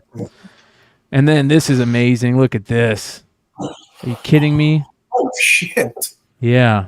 This is on the engineering paper, just with some shading, makes it 3D. Well, that's cool. This guy is hilarious. This guy does caricatures and makes fun of how people look. Oh my god. Now watch this. And they laugh their asses off at it. And he does a ton of them. Art He does it on the street. Caricature party, yeah. Oh, so Right. time for events Wow. or something. Here's another one that he did.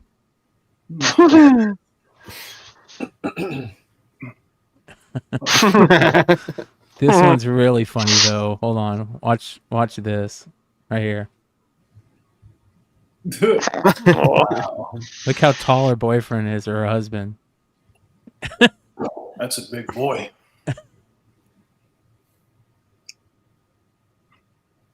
Yeah, dude, he's a monster. Watch what he does with him.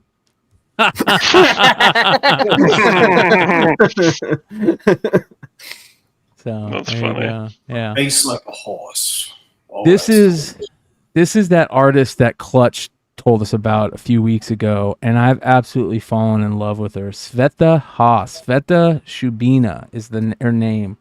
And she is fucking amazing and needs to be doing covers ASAP. Clutch.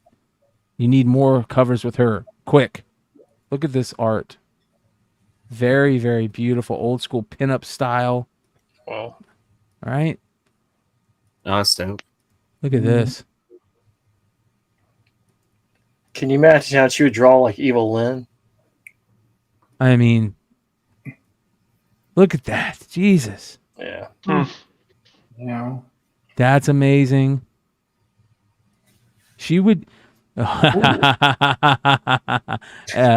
Carrey from what was that workout girl's name? In Living Color. Living Oh, Color. yeah. Varicosa. Varicosa, yeah. Varicosa. This would be great for an Archie cover, Yeah. Oh yeah, like a Halloween special or something like that. Yeah, Oh, grim. just beautiful stuff. Great art. So we'll see how all that plays out. And I got a couple more to show you, I think. Oh, look at this.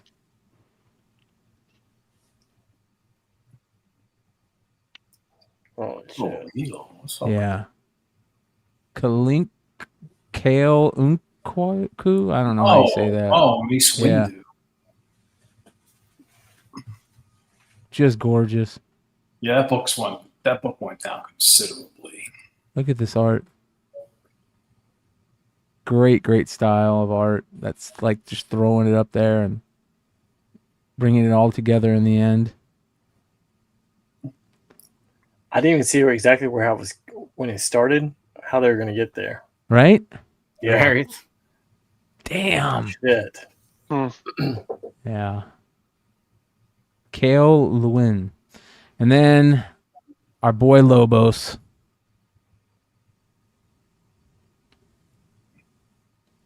Damn. I need a Lobo sketch. That's the one thing I didn't do also while I was out there. I didn't get any of the sketches from any of the artists that I wanted. Oh yeah, because weren't you gonna drop off a couple books of I different brought artists? I brought a bunch of sketch covers and I didn't even think of I didn't even pull them out. I was waiting for you to say something. Yeah. Nothing. It's all right. You'll be back. Lobos is just he's so good, man. Beautiful stuff. Showing his work. And then again, our boy Astro Wizard. Nice. Look at this. Spider Punk. Ooh. Cool. Yeah, from Rod Rice or Rod. I don't know how you say his name. Reese. I Reese. guess. Yeah, Reese. maybe Reese. That's gorgeous. That's Sienkiewicz-esque. And then Andy Duso has been doing these great Spider-Punk. What do they call these when you do this on a book? That like him and Astro Wizard are doing. What do they call these? When you do little where sketches. you're doing like a Remarks. Remarks, like a remark? Yeah, a remark, yeah.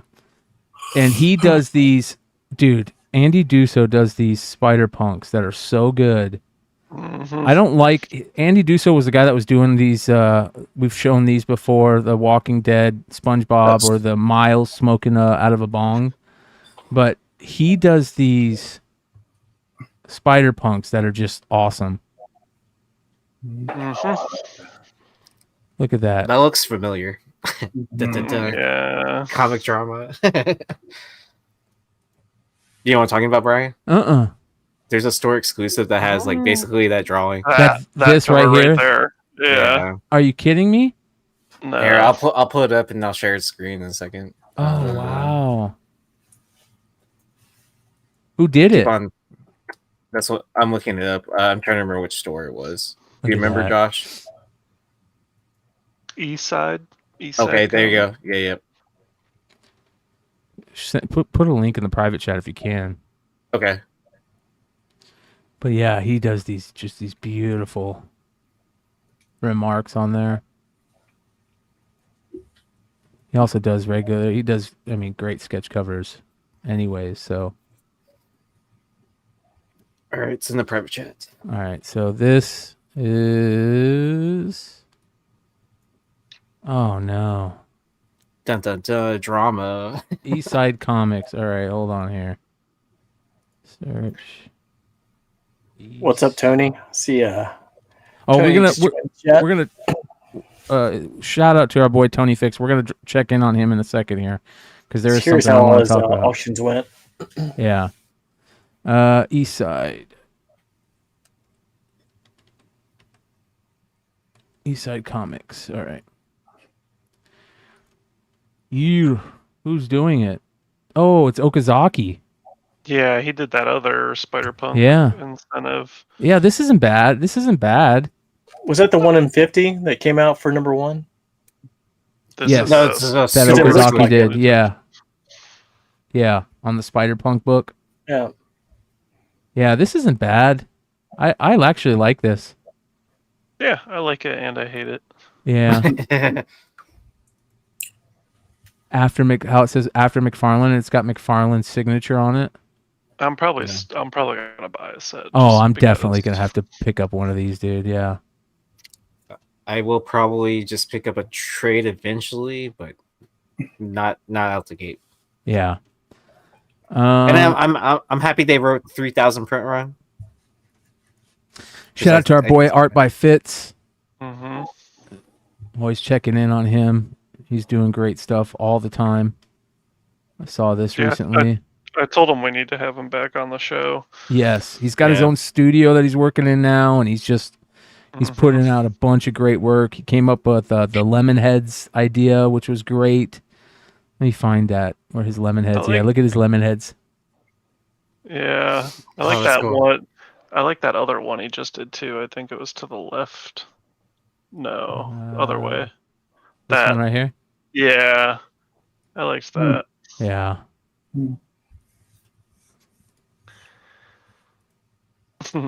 Good shit, man. He's got a really, really great creative mind. And I mean, that's great. Look at that. Moon Girl and Roger Rabbit? Yep. Wow.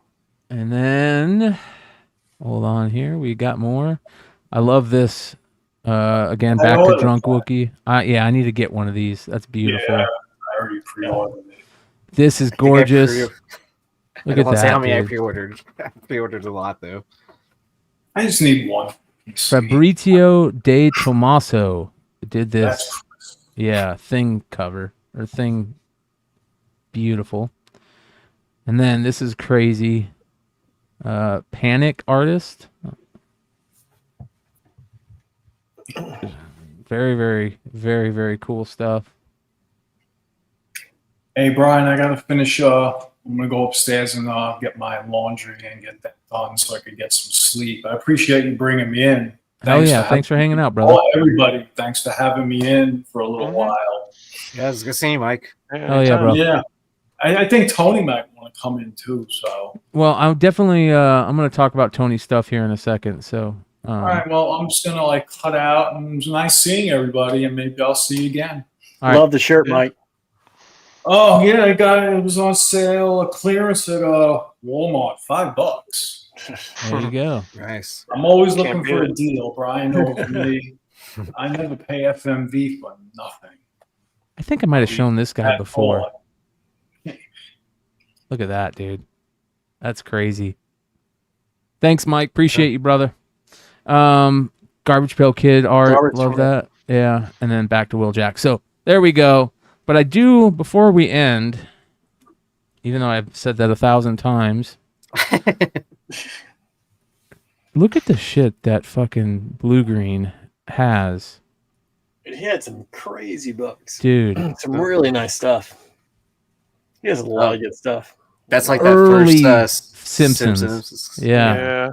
Look at that. Back when she was on the Tracy when they were on the Tracy Ullman show. Tracy Ullman show. And I remember me and my brother loved the Tracy Ullman show, and they would have these little Simpson vignettes in between commercials. Yeah, man. That's cool.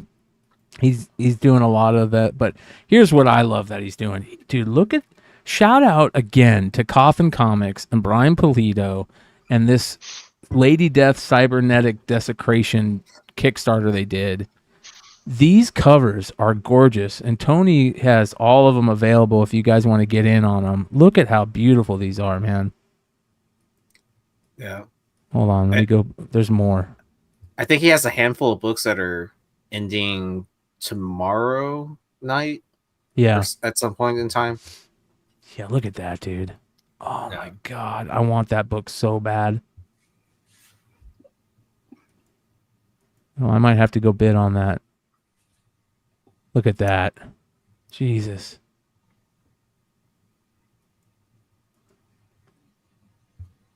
Just amazing, these Lady Death books. I want them all. I want them all. So you can bid on all these, you guys. Just go to Blue Green Artifacts on IG. Come on, let's go. What are we doing here? Come on. Or his eBay account is Tony Smurf. Come on. Why won't it let me go to his damn page? All right, there we go. So here's his eBay account. Let me go ahead and drop this link to this.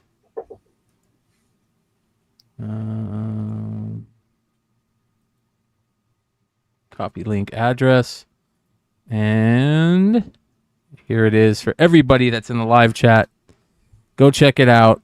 There's this. Oh, and it did it with two things, so that's not going to work. There's got to be an easier way to do this. Oh, share. Where is it? That share tab. Yeah. Link. All right, here you go, you guys. So you got to do it again? To do it again? No. All right. There you go. Go check it out. Go get yourself some great books. Look at that. He's got the Snake Eyes Purple Rain. The first Barbie. Damn, dude. That animation book is sick. Yeah.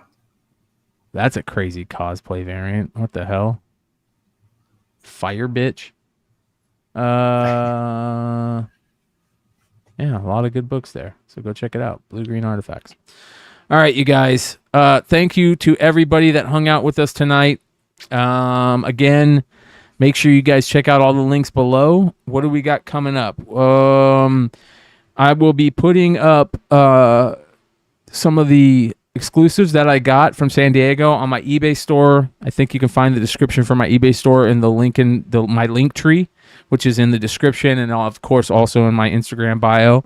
And if there's anything that you're looking for, reach out to me, and we can make them. You can make me an offer on stuff. And other than that, yeah, love everybody, and make sure you guys sub up if you're not sub up. We're almost to 1,500 subs, you guys. I think we're like 4 away from 1,500. So if there's somebody out there that's not subbed up yet, and you like what you see tonight, sub up. That being said, check out Bogcast from Thursday night. Crazy episode talking about, we went and saw Oppenheimer. Oppenheimer is amazing. And of course, the government hearings on UFOs was mind-blowing. So go check that out. And then the Hot 10 from last night was excellent also. Go check that out. Shout out to Nick Barucci for hanging out in chat tonight. We appreciate you. And shout out to Coffin Comics, who reached out to me via an email recently. I'm definitely going to get a hold of them. And we've got some amazing stuff coming, you guys. The industry show is on the way. I just need a very good name for it. So if you guys have any ideas on a name for the show, here's basically the show idea. It's going to be a roundtable session with like me and 4 other people, industry people that are in different parts of the industry, including Jesse James, Clutch, Bird City, Hive Boys, big, hopefully Brian Polito, people like Brian Polito, Billy Tucci, Nick Barucci, and all these people that we know that are actually industry people. We want to hear from the industry people on certain things and how they think, because we're coming from it from a collector's point of view and a hobbyist point of view for the most part. We want to hear from them and what they think about all this stuff and what's going on in the industry right now. So that's coming soon. If you guys have any good name ideas, let me know, and be on the lookout for that over at Beyond Wednesdays shortly. Industrial Works. That's interesting. That's interesting. I like that. I might have to play on that. Come hang out with us in the Discord immediately after this. We'll see you there. And adios. Peace.